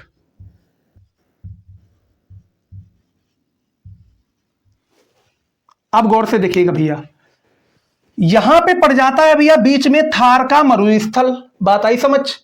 यहां पे बीच में भैया पड़ जाता है थार का मरुस्थल। अब इसी थार के मरुस्थल से होके हुए लूनी नदी निकलती है, इसी थार के मरुस्थल से होके लूनी नदी निकलती है। इस थार के मरुस्थल में भैया नमक के कंकड़ पाए जाते हैं। किसके? नमक के कंकड़ होते हैं। किसके कंकड़ होते हैं? नमक के कंकड़ होते हैं। तब इस थार के मरुस्थल में जब भैया नमक के कंकड़ होते हैं, तब जब लूनी नदी थार के मरुस्थल से निकलती है, तो लूनी नदी का पानी क्या हो जाता है? नमकीन हो जाता है। क्यों हो जाता है? नमकीन जैसा क्यों हो जाता है? खारा पानी हो जाता है। खारा पानी क्यों हो जाता है? क्योंकि जब ये लूनी नदी भैया थार के मरुस्थल से निकलती है, तो थार के मरुस्थल में नमक के कंकड़ होते हैं। वो नमक के कंकड़ लूनी नदी के पानी से मिल जाते हैं, और लूनी नदी का जो पानी हो जाता है, वो कैसा हो जाता है? खारा पानी हो जाता है। तो आपसे पूछा जाए एक ऐसी नदी बताइए जिसका पानी खारा है, तो याद रखिएगा लूनी नदी का पानी खारा है। कारण भी बताया कि क्यों खारा है भैया, क्योंकि यहाँ पे थार का मरुस्थल पड़ता है। इसी थार के मरुस्थल में नमक के कई कण होते हैं। उन्हीं नमक के कणों में लूनी नदी का पानी मिल जाता है। जब पानी मिल जाता है, उसके बाद वो पानी क्या हो जाता है? खारा हो जाता है। तो खारे पानी की नदी कौन है भैया? लूनी नदी है, खारे पानी की नदी।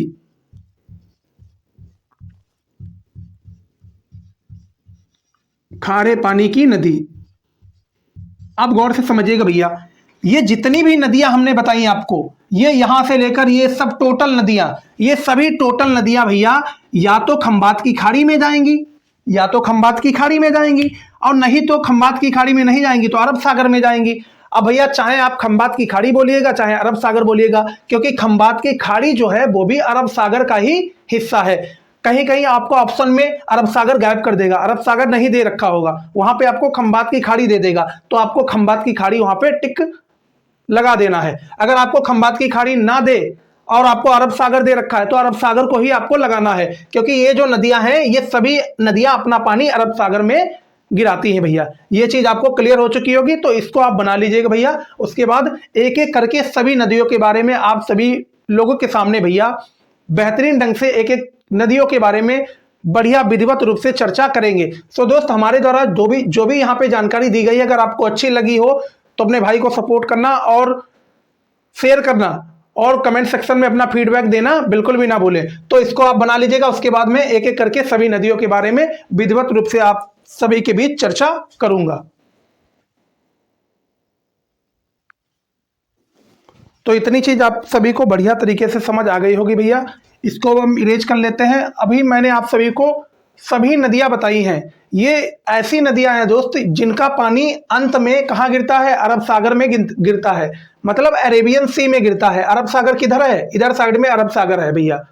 अब मैं आप सभी को एक एक करके सभी नदियों के बारे में विधिवत रूप से डिटेल्ड जानकारी देंगे भैया। कौन सी नदी क्या करती है और कहाँ से इसका उद्गम स्थल है और किस किस राज्य में बहती है।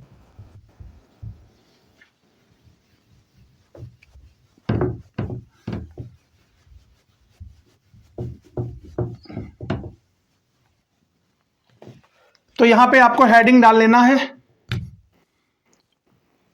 Best flowing rivers.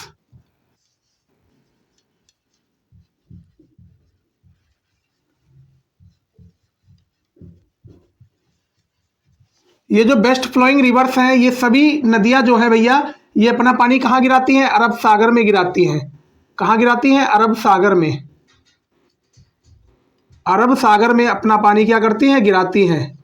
अपना जो पानी है वो कहाँ गिराती हैं? अरब सागर में गिराती हैं।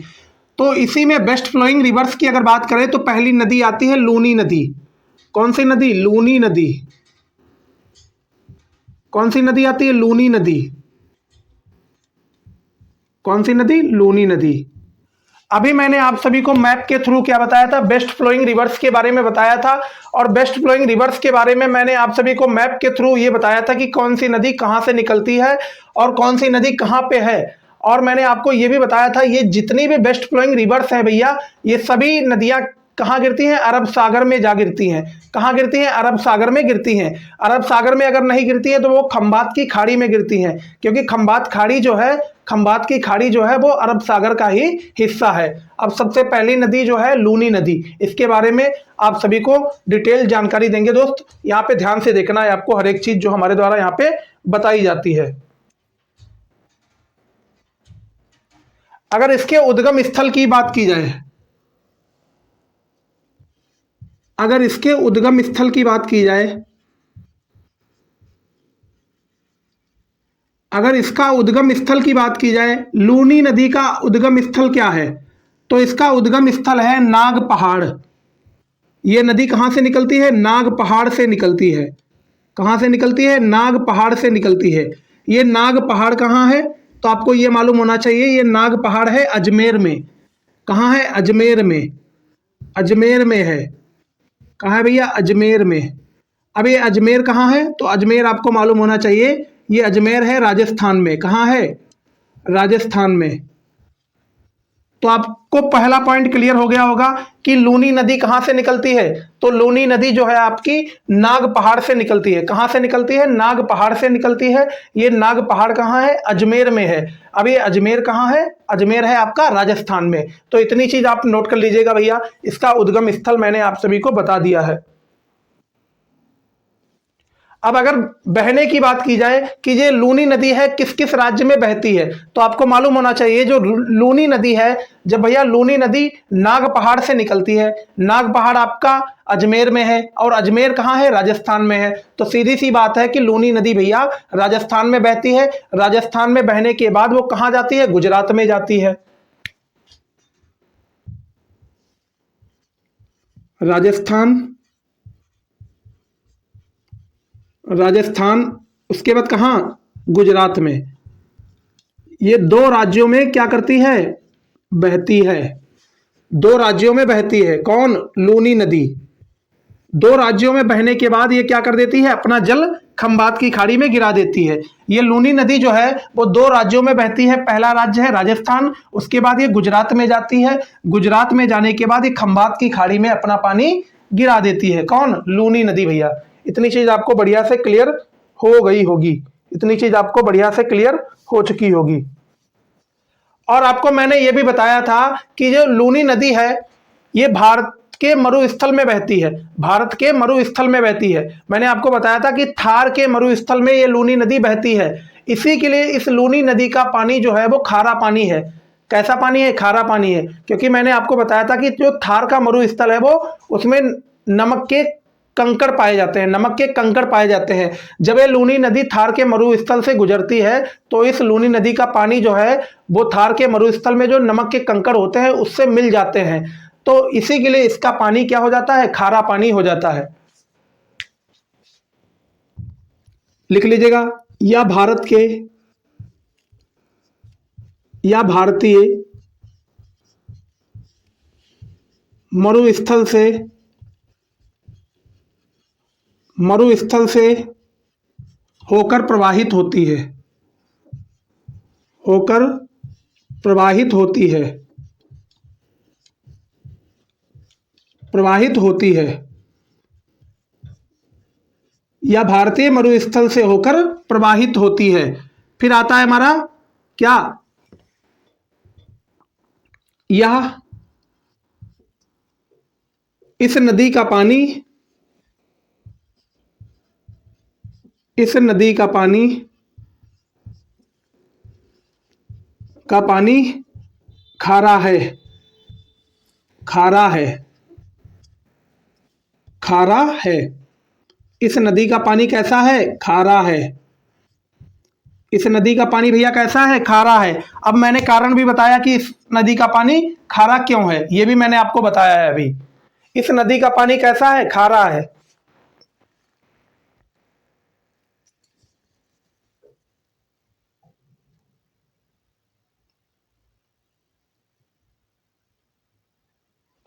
अब ये जो लूनी नदी है, ये जो लूनी नदी है वो कच्छ के दलदल में ही क्या हो जाती है? समाप्त हो जाती है। ये जो लूनी नदी है वो कच्छ के दलदल में ही समाप्त हो जाती है।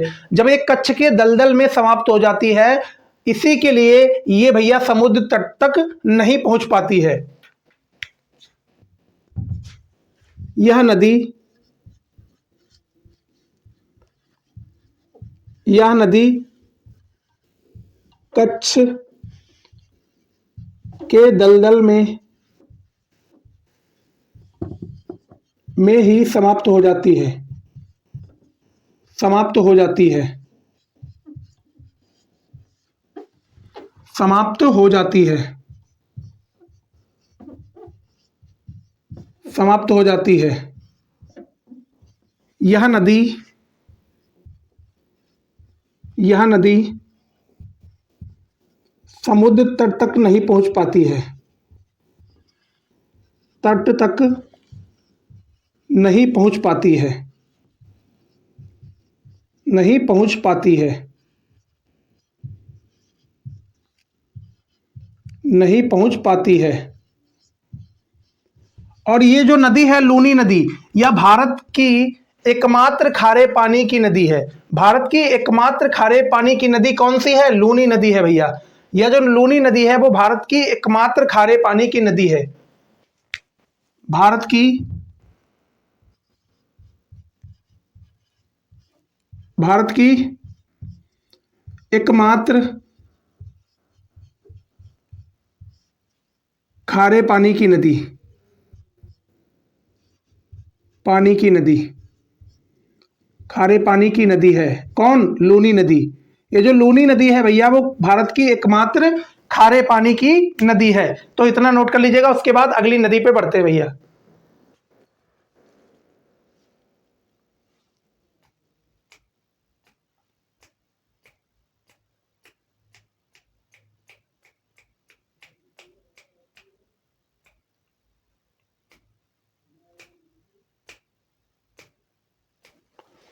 तो बढ़ते हैं अगली नदी पे। नंबर सेकंड पे कौन सी नदी आती है? नंबर सेकंड पे आती है साबरमती नदी।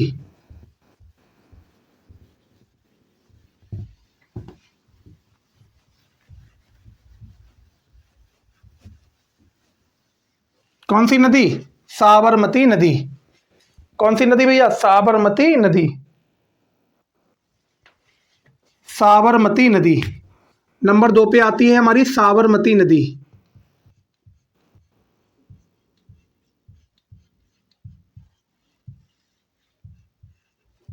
ये साबरमती नदी कहाँ से निकलती है? ये साबरमती नदी कहाँ से निकलती है? साबरमती नदी भैया कहाँ से निकलती है? मतलब इसका उद्गम स्थल क्या है? साबरमती नदी निकलती है आपकी अरावली पर्वत से। कहाँ से निकलती है? अरावली पर्वत से निकलती है।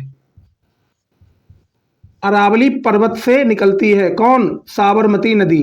साबरमती नदी कहाँ से निकलती है? अरावली पर्वत से निकलती है। ये अरावली पर्वत कहाँ है? तो आपको याद रखना है उदयपुर में है। कहाँ है? उदयपुर में है। अब ये उदयपुर कहाँ है? तो आपको याद रखना है उदयपुर है आपका राजस्थान में। कहाँ है? राजस्थान में। ये जो उदयपुर है वो कहाँ है? राजस्थान में है। कहाँ है भैया? राजस्थान में है। साबरमती नदी का उद्गम स्थल कहाँ है? अरावली पर्वत। ये अरावली पर्वत आपका उदयपुर में है और ये उदयपुर कहाँ है? राजस्थान में है। आपसे बोला जाए कि साबरमती नदी कहाँ से निकलती है, आपको बताना है साबरमती नदी अरावली पर्वत से निकलती है और ये अरावली पर्वत आपका उदयपुर में है और ये उदयपुर आपका राजस्थान में है। अब आपसे बोला जाए कि साबरमती नदी किस किस राज्य में बहती है, किस किस राज्य में बहती है, तो आपको ध्यान रखना है ये साबरमती नदी जो है, साबरमती नदी भैया राजस्थान में बहती है। राजस्थान में बहती है। राजस्थान के बाद ये कहाँ जाती है? गुजरात में जाती है। ये दो राज्यों में ही बहती है। पहला है राजस्थान, फिर दूसरा है गुजरात। ये दो राज्यों में क्या होती है? बहती है। दो राज्यों में क्या करती है? बहती है। दो राज्यों में क्या करती है? बहती है। पहला राज्य है हमारा राजस्थान, दूसरा राज्य है गुजरात। इन दो राज्यों में कौन सी नदी बहती है? साबरमती नदी बहती है। तो इतना आप नोट कर लीजिएगा भैया।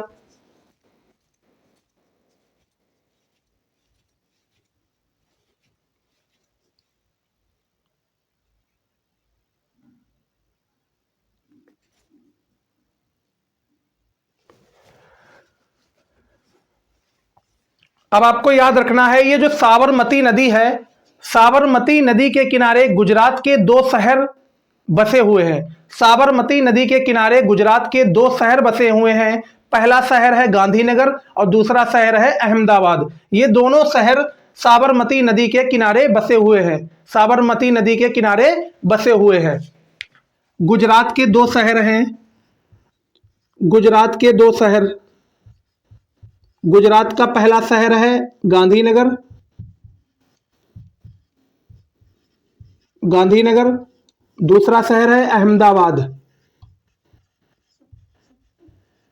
अहमदाबाद। ये दोनों शहर कहाँ बसे हुए हैं? ये दोनों शहर आपकी साबरमती नदी के किनारे बसे हुए हैं। साबरमती नदी के किनारे, साबरमती नदी के किनारे, साबरमती नदी के किनारे बसे हुए हैं, बसे हुए हैं।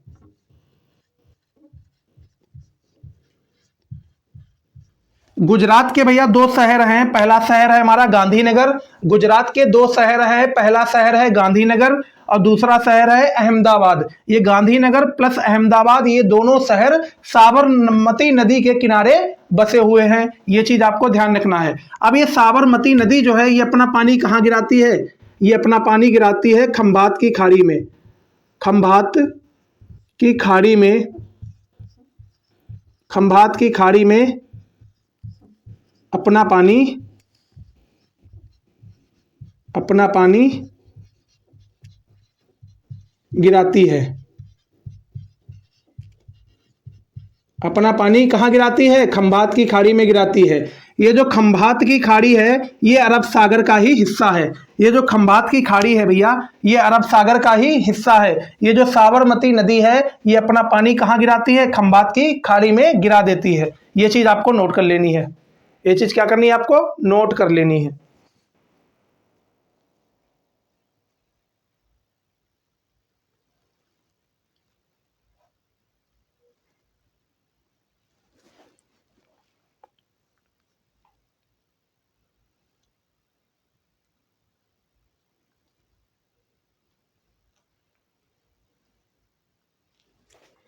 फिर उसके बाद नंबर 3 पे हमारी आती है माही नदी।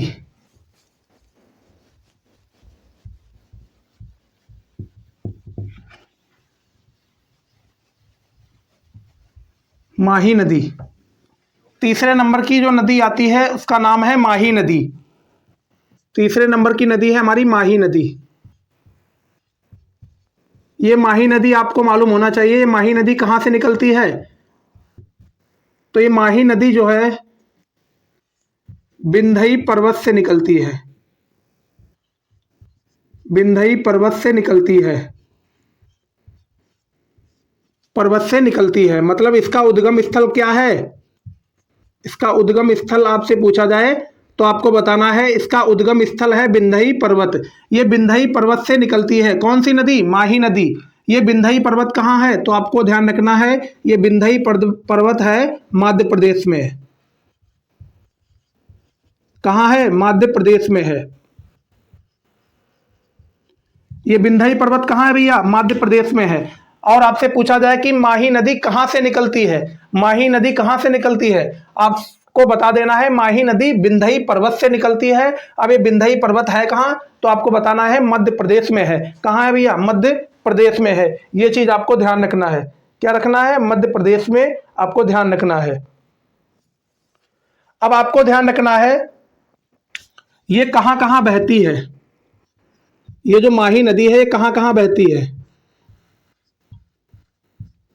तो याद रखना है आपको, मध्य प्रदेश सबसे पहले, ये मध्य प्रदेश में बहती है। फिर उसके बाद कहाँ बहती है? गुजरात में बहती है भैया। कहाँ बहती है? सॉरी, मध्य प्रदेश के बाद ये राजस्थान में बहती है। मध्य प्रदेश के बाद ये कहाँ जाती है? राजस्थान में जाती है। मध्य प्रदेश में बहने के बाद ये राजस्थान में बहती है। कहाँ बहती है? राजस्थान में। और राजस्थान में बहने के बाद ये गुजरात में बहती है। कहाँ बहती है? गुजरात में बहती है। और गुजरात में बहने के बाद ये अपना जो पानी है वो खंबात की खाड़ी में गिरा देती है। अपना जो पानी है वो खंबात की खाड़ी में गिरा देती है। खंबात की खाड़ी में अपना पानी गिरा देती है। अपना पानी क्या करती है? अपना पानी गिरा देती है।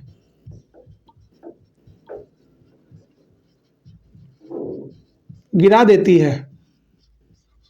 तो गौर से देखिएगा, यहाँ पे मैंने आपको क्या बताया? मैंने आपको ये बताया कि माही नदी जो है वो कहाँ कहाँ बहती है, किस किस राज्य में माही नदी बहती है। तो आपको ध्यान रखना है, जो माही नदी है हमारी, माही नदी सबसे पहले मध्य प्रदेश में बहती है।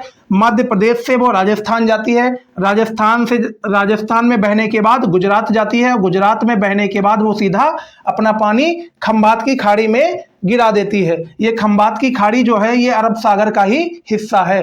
ये चीज आपको ध्यान रखनी है।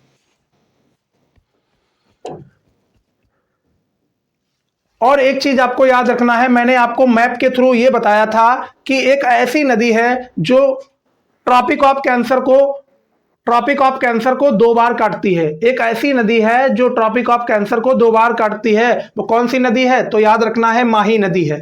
कौन सी नदी? माही नदी क्या करती है? ट्रॉपिक ऑफ कैंसर को दो बार काटती है। जो ट्रॉपिक ऑफ कैंसर भारत के बीच से निकलता है, उसी ट्रॉपिक ऑफ कैंसर को माही नदी दो बार काटती है। यहां लिख लीजिएगा, माही नदी ट्रॉपिक ऑफ कैंसर को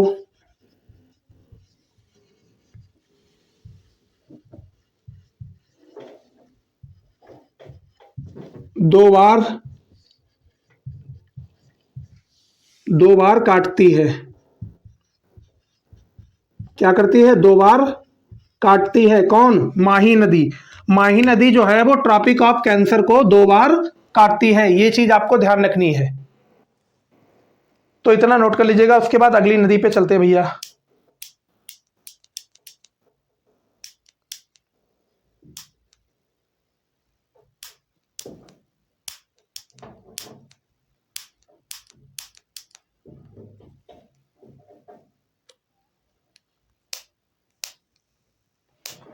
फिर उसके बाद आती है नर्मदा नदी। नर्मदा नदी, नर्मदा नदी, नर्मदा नदी नंबर चौथे पे आती है हमारी नर्मदा नदी। चौथे नंबर पे आती है हमारी नर्मदा नदी।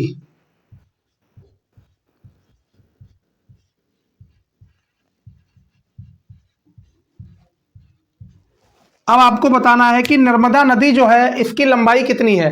तो इसकी लंबाई आपको ध्यान रखना है कि नर्मदा नदी की लंबाई है 1310 किलोमीटर। कितनी है? 1310 किलोमीटर नर्मदा नदी की लंबाई है। और आपसे बोला जाए कि नर्मदा नदी कहाँ से निकलती है, तो आपको बताना है कि अमरकंटक चोटी से निकलती है नर्मदा नदी। कहाँ से निकलती है? अमरकंटक चोटी से नर्मदा नदी निकलती है। ये अमरकंटक चोटी कहाँ है? तो आपको बताना है मध्य प्रदेश में है। कहाँ है भैया? मध्य प्रदेश में है। ये नर्मदा नदी की लंबाई कितनी है? 1310 किलोमीटर है। 1310 किलोमीटर है। इसकी लंबाई कितनी है? लंबाई है इसकी 1310 किलोमीटर।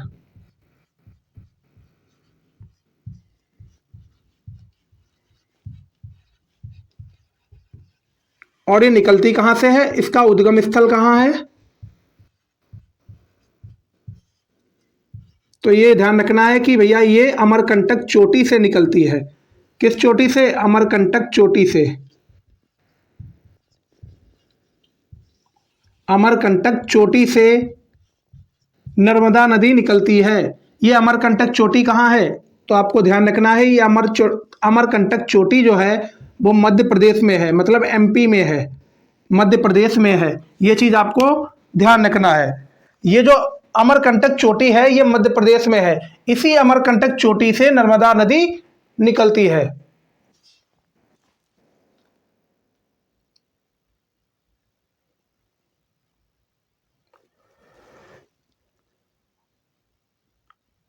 अब आपको याद रखना है, आपको क्या याद रखना है, एक शहर है जबलपुर।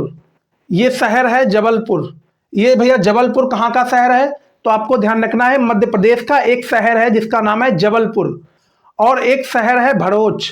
ये भरूच कहाँ का शहर है? गुजरात का शहर है। ये दोनों शहर नर्मदा नदी के किनारे बसे हुए हैं। तो यहां पे आपको लिख लेना है, एमपी का एक शहर है जिसका नाम है जबलपुर। कौन सा? जबलपुर शहर। और दोस्त गुजरात का एक शहर है भरूच। गुजरात का एक शहर है जिसका नाम है भरूच। भरूच। ये दोनों शहर कहां बसे हुए हैं? ये दोनों शहर नर्मदा नदी के किनारे बसे हुए हैं। नर्मदा नदी के किनारे बसे हुए हैं। नर्मदा नदी के किनारे बसे हुए हैं। बसे हुए हैं। दोबारा देखिएगा, मैंने आपको क्या बताया? मैंने आपको ये बताया भैया, ये जो नर्मदा नदी है, इसी नर्मदा नदी के किनारे दो शहर बसे हुए हैं। तो पहला शहर है जबलपुर। ये जबलपुर शहर किसका है? मध्य प्रदेश राज्य का शहर है जबलपुर। ये जबलपुर। और दूसरा शहर है भरूच। ये भरूच शहर है भैया गुजरात का। ये दोनों शहर जो हैं वो नर्मदा नदी के किनारे बसे हुए हैं। इतनी चीज आपको नोट कर लेनी है, उसके बाद आगे की चीजें बताऊंगा आपको। अब आपको मालूम होना चाहिए कि ये जो नर्मदा नदी है ये किस किस राज्य में बहती है। ये जो नर्मदा नदी है वो किस किस राज्य में बहती है, तो ये चीज भी आपको मालूम होनी चाहिए। तो आपको याद रखनी है भैया, ये जो नर्मदा नदी है ये आपकी मध्य प्रदेश से स्टार्टिंग इसकी होती है। सबसे पहले ये मध्य प्रदेश में बहती है। मध्य प्रदेश में बहने के बाद ये महाराष्ट्र में जाती है। और महाराष्ट्र में बहने के बाद ये गुजरात में जाती है। कहाँ जाती है? गुजरात में जाती है। और गुजरात में बहने के बाद ये सीधा अपना पानी खंभात की खाड़ी में गिरा देती है। खंभात की खाड़ी में अपना पानी क्या कर देती है? गिरा देती है। ये खंभात की खाड़ी जो है ये भी भैया अरब सागर का ही हिस्सा है। तो आपसे पूछा जाए कि नर्मदा नदी किन किन राज्यों में बहती है, तो आपको बताना है नर्मदा नदी की शुरुआत मध्य प्रदेश से होती है। सबसे पहले नर्मदा नदी मध्य प्रदेश में बहती है।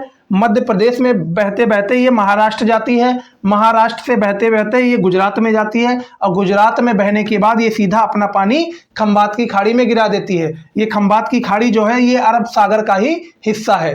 बात आई समझ? अब आपसे बोला जाए, एक चीज आपको और भी याद रखना है कि नर्मदा नदी जो है वो दक्षिण भारत की सबसे लंबी नदी है जो अरब सागर में अपना पानी गिराती है। दक्षिण भारत की सबसे लंबी नदी नर्मदा नदी है जो अपना पानी अरब सागर में गिराती है। जो अपना पानी अरब सागर में गिराती है। दक्षिण भारत की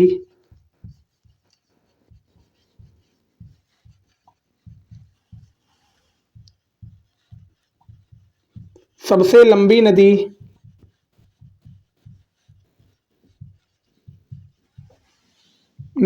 नर्मदा नदी है।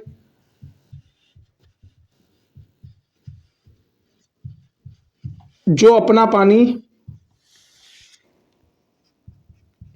पानी कहाँ गिराती है? अरब सागर में गिराती है।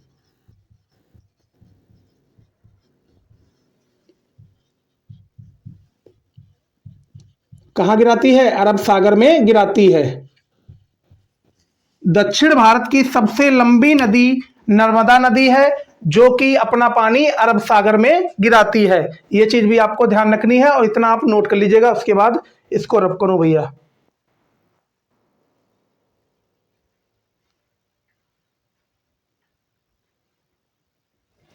और एक चीज और याद रखना है, ये जो नर्मदा नदी है ये सतपुड़ा पर्वत के उत्तर में भ्रंश घाटी में बहती है। यहां लिख लीजिएगा, यहां पे स्पेस देख लेते हैं भैया, यहां लिख लीजिएगा साइड में, यह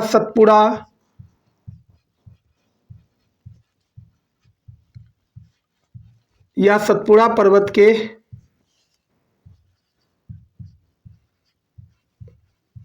उत्तर में भ्रंश घाटी में बहती है। भ्रंश घाटी में बहती है। भ्रंश घाटी में बहती है। उत्तर का मतलब नॉर्थ। उत्तर का मतलब नॉर्थ। अबे भ्रंश घाटी का मतलब क्या होता है? भ्रंश घाटी का मतलब होता है, जैसे मान लीजिए कोई नदी गड्ढों में बह रही है, कोई नदी गड्ढों में जा जाके बह रही है। जैसे मान लीजिए कोई एक हमारी नदी है, यहाँ पे हमारी एक नदी जा रही है, ये वाली नदी है, और यहाँ पे हमारा एक गड्ढा पड़ गया, तो ये नदी जो है वो गड्ढे में जाके अपना पानी गड्ढे में ले जाएगी, उसके बाद गड्ढे से निकल के फिर वो बहने लगेगी। फिर यहाँ गड्ढा पड़ गया, फिर इस गड्ढे में पानी जाएगा, फिर आगे निकलेगी। ये होता है भ्रंश घाटी। ये क्या होता है? भ्रंश घाटी भैया, इसी को बोलते हैं भ्रंश घाटी। तो आपको ध्यान रखना है, जो नर्मदा नदी है यह सतपुड़ा पर्वत के उत्तर में, ये सतपुड़ा पर्वत के उत्तर में भ्रंश घाटी में बहने वाली नदी है, जिसका नाम है नर्मदा नदी। ये चीज आपको ध्यान रखनी है। ये चीज क्या करनी है? ध्यान रखनी है।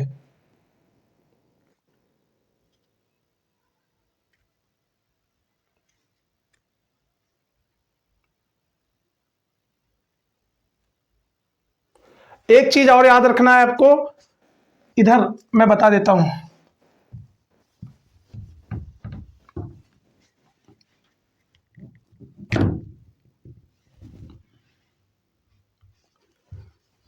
नर्मदा और ताप्ती नदी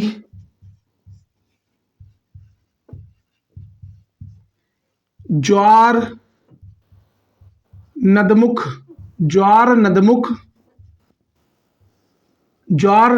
का निर्माण करती हैं। क्या करती हैं? निर्माण करती हैं। ये जो नर्मदा नदी है, ये जो नर्मदा नदी है भैया, नर्मदा नदी और ताप्ती नदी, ये दोनों नदी मिलकर ज्वार नदमुख का निर्माण करती हैं। ज्वार नदमुख को हम बोलते हैं इंग्लिश में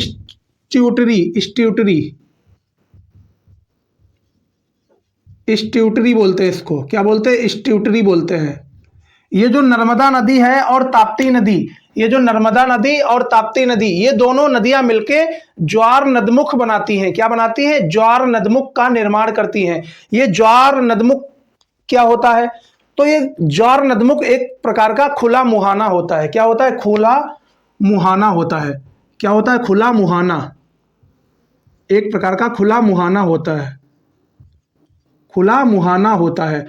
खुला मुहाना का मतलब ऐसे, जैसे मान लीजिए कोई नदी बह के आ रही है और डायरेक्ट वो समुद्र में जैसे मान लीजिए कोई नदी का पानी बह के आ रहा है, मतलब पानी नदी का बह के आ रहा है, वो डायरेक्ट समुद्र में जाके गिरे, डायरेक्ट उसका पानी समुद्र में जाके गिरे, इसी को बोलते हैं खुला मुहाना। इसी को हम क्या बोलते हैं? ज्वार नदमुख बोलते हैं।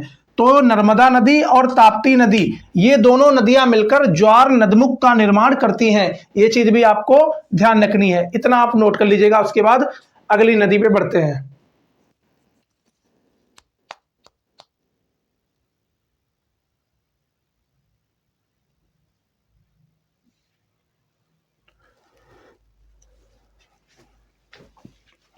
फिर अगली नदी आती है हमारी ताप्ती नदी। ताप्ती नदी,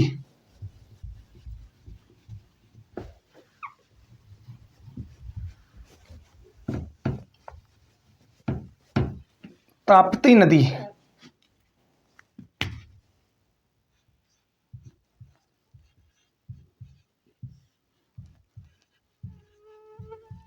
ताप्ती नदी। अगर बात की जाए ताप्ती नदी की, तो ताप्ती नदी की लंबाई कितनी है? तो ताप्ती नदी की लंबाई है 724 किलोमीटर। 724 किलोमीटर ताप्ती नदी की लंबाई है। ताप्ती नदी की लंबाई की अगर बात की जाए तो ताप्ती नदी की लंबाई कितनी है? 724 किलोमीटर है। कितनी है? 724 किलोमीटर है। कितनी है? 724 किलोमीटर है। अब अगर इसके उद्गम स्थल की बात की जाए, मतलब ये ताप्ती नदी कहां से निकलती है? ताप्ती नदी कहां से निकलती है? तो आपने एक पहाड़ी सुना होगा जिसका नाम है मुल्ताई पहाड़ी। क्या नाम है? मुल्ताई पहाड़ी। मुल्ताई पहाड़ी आपने नाम सुना होगा, मुल्ताई पहाड़ी। इसी मुल्ताई पहाड़ी से कौन सी नदी निकलती है? ताप्ती नदी निकलती है। इसी मुल्ताई पहाड़ी से ताप्ती नदी निकलती है। अब ये मुल्ताई पहाड़ी जब आपने नाम ही सुना है तो आपको ये भी मालूम होना चाहिए कि ये मुल्ताई पहाड़ी कहाँ पड़ती है। तो ये बैतूल जिला में पड़ती है। बैतूल जिला में पड़ती है। ये बैतूल जिला में मुल्ताई पहाड़ी पड़ती है। ये बैतूल जिला कहाँ है? तो आपको ये भी मालूम होना चाहिए, ये बैतूल जिला आपका मध्य प्रदेश में है। कहाँ है? मध्य प्रदेश का बैतूल जिला। मध्य प्रदेश में एक जिला पड़ता है बैतूल। इसी बैतूल जिला में एक पहाड़ी पड़ती है जिसका नाम है मुल्ताई पहाड़ी। इसी मुल्ताई पहाड़ी से ताप्ती नदी निकलती है। मध्य प्रदेश राज्य में एक जिला पड़ता है जिसका नाम है बैतूल जिला। इसी बैतूल जिला में मुल्ताई पहाड़ी पड़ती है। इसी मुल्ताई पहाड़ी से ताप्ती नदी क्या करती है? निकलती है। इतनी चीज आप नोट कर लीजिएगा।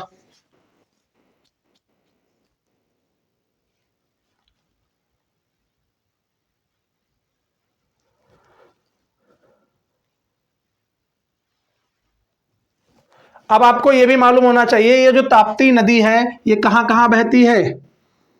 तो ताप्ती नदी सबसे पहले कहाँ बहती है? मध्य प्रदेश में। मध्य प्रदेश में बहने के बाद ये कहाँ जाती है? महाराष्ट्र में जाती है। कहाँ जाती है? महाराष्ट्र में जाती है। अब ये महाराष्ट्र में बहने के बाद कहाँ जाती है? गुजरात में जाती है। कहाँ जाती है? गुजरात में जाती है। तो आपसे पूछा जाए कि जो हमारी ताप्ती नदी है ये किन किन राज्यों में बहती है, तो आपको बताना है ताप्ती नदी जो है सिर्फ 3 राज्यों में बहती है। पहला राज्य है मध्य प्रदेश। मध्य प्रदेश में बहने के बाद वो महाराष्ट्र में जाती है। महाराष्ट्र में बहने के बाद वो गुजरात में जाती है। कौन सी नदी? ताप्ती नदी। ये चीज आपको ध्यान रखना है।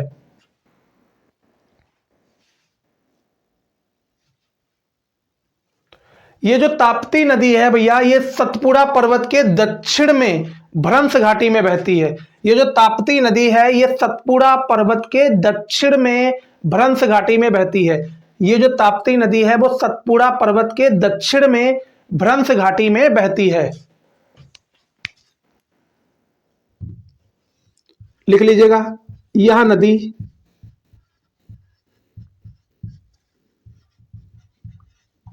सतपुड़ा पर्वत के सतपुड़ा पर्वत के दक्षिण में भ्रंश घाटी में बहती है। भ्रंश घाटी में भ्रंश घाटी में बहती है।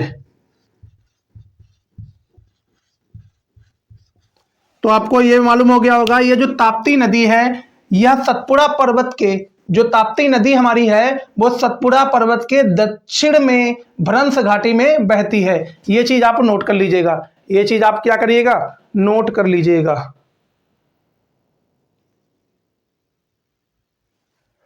अब आपको यह भी मालूम होना चाहिए, ये जो ताप्ती नदी है इस ताप्ती नदी के किनारे कौन सा शहर बसा हुआ है? इस ताप्ती नदी के किनारे कौन सा शहर बसा हुआ है? तो आपको यह मालूम होना चाहिए, गुजरात का एक शहर है जिसका नाम है सूरत। क्या नाम है? सूरत। गुजरात का एक शहर है जिसका नाम है सूरत। वो जो सूरत शहर है वो ताप्ती नदी के किनारे ही बसा हुआ है।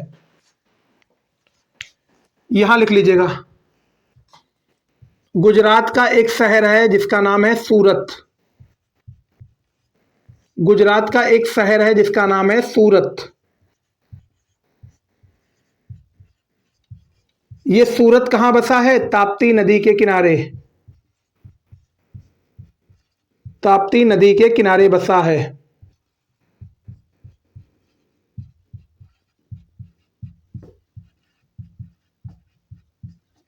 ताप्ती नदी के किनारे बसा हुआ है। ये चीज आपको नोट कर लेनी है। ये चीज क्या करनी है, नोट कर लेनी है। आपसे पूछा जाए कि गुजरात का सूरत शहर किस नदी के किनारे बसा हुआ है, तो आपको जवाब देना है ताप्ती नदी के किनारे बसा हुआ है। तो इतनी चीज आपको समझ आ गई होगी। फिर हम अगली नदी पे चलते हैं भैया। अगली नदियां कौन सी हैं? अब अगली इसके बाद वाली जो नदियां हैं वो बहुत ही ज्यादा छोटी छोटी नदियां हैं, छोटी छोटी नदियां हैं भैया। वो छोटी छोटी नदियां हैं। सबसे पहले मैं राज्य का नाम ही डाल लेता हूं यहाँ पे। एक राज्य है जिसका नाम है गोवा। गोवा में दो नदियां हैं। पहली नदी है कौन सी?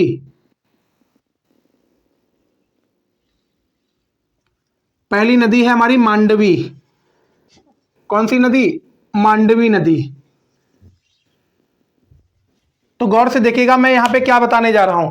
एक राज्य है हमारा गोवा, उसी गोवा राज्य में दो नदियां पड़ती हैं। पहली नदी है जुआरी, पहली नदी है जुआरी और दूसरी नदी है जुआरी नदी। पहली नदी है हमारी जुआरी नदी। दूसरी नदी कौन सी है? मांडवी नदी। दूसरी नदी हमारी कौन सी है? मांडवी नदी। ये दोनों नदियां कहां पड़ती हैं? ये दोनों नदियां आपकी गोवा राज्य में पड़ती हैं। कहां पड़ती हैं? गोवा राज्य में पड़ती हैं। गोवा राज्य में दो नदियां पड़ती हैं। पहली नदी है हमारी जुआरी नदी, दूसरी नदी है हमारी मांडवी नदी। ये दोनों नदियां आपको ध्यान रखनी है। ये दोनों नदियां क्या करना है? आपको ध्यान रखना है।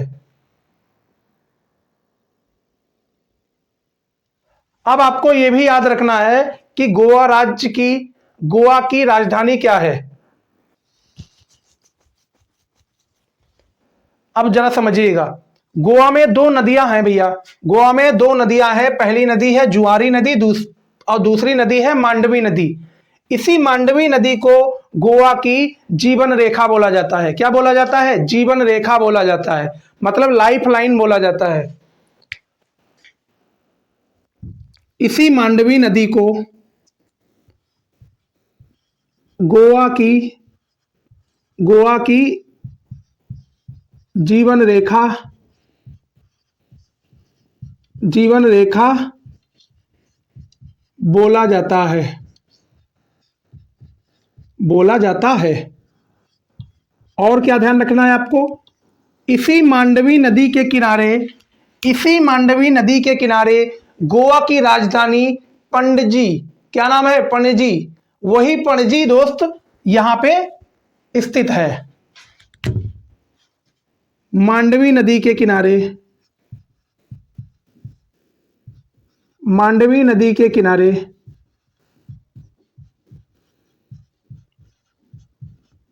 मांडवी नदी के किनारे गोवा की राजधानी,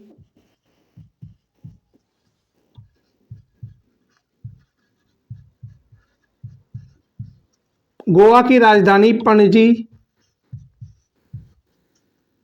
बसा हुआ है।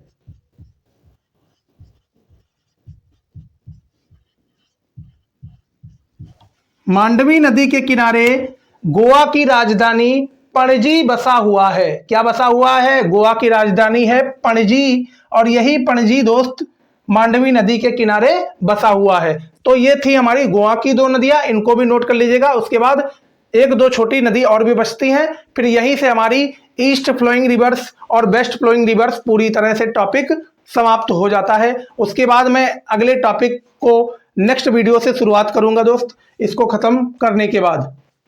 तो इतना आप नोट कर लीजिएगा।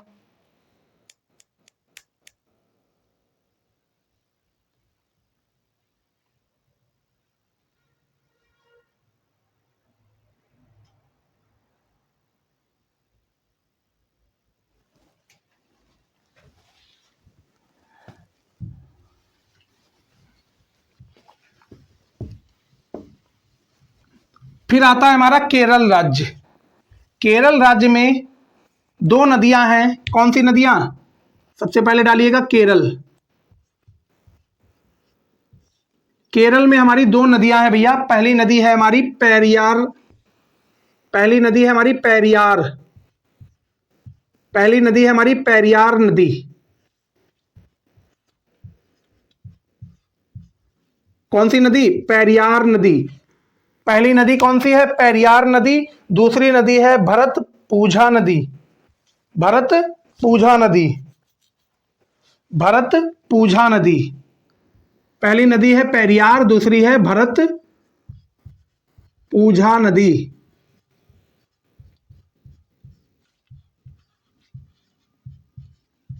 ये दो नदियां हैं भैया, कहाँ की? केरल की। केरल की दो नदियां हैं, पहली नदी है पेरियार नदी, दूसरी नदी है भरत पूजा नदी।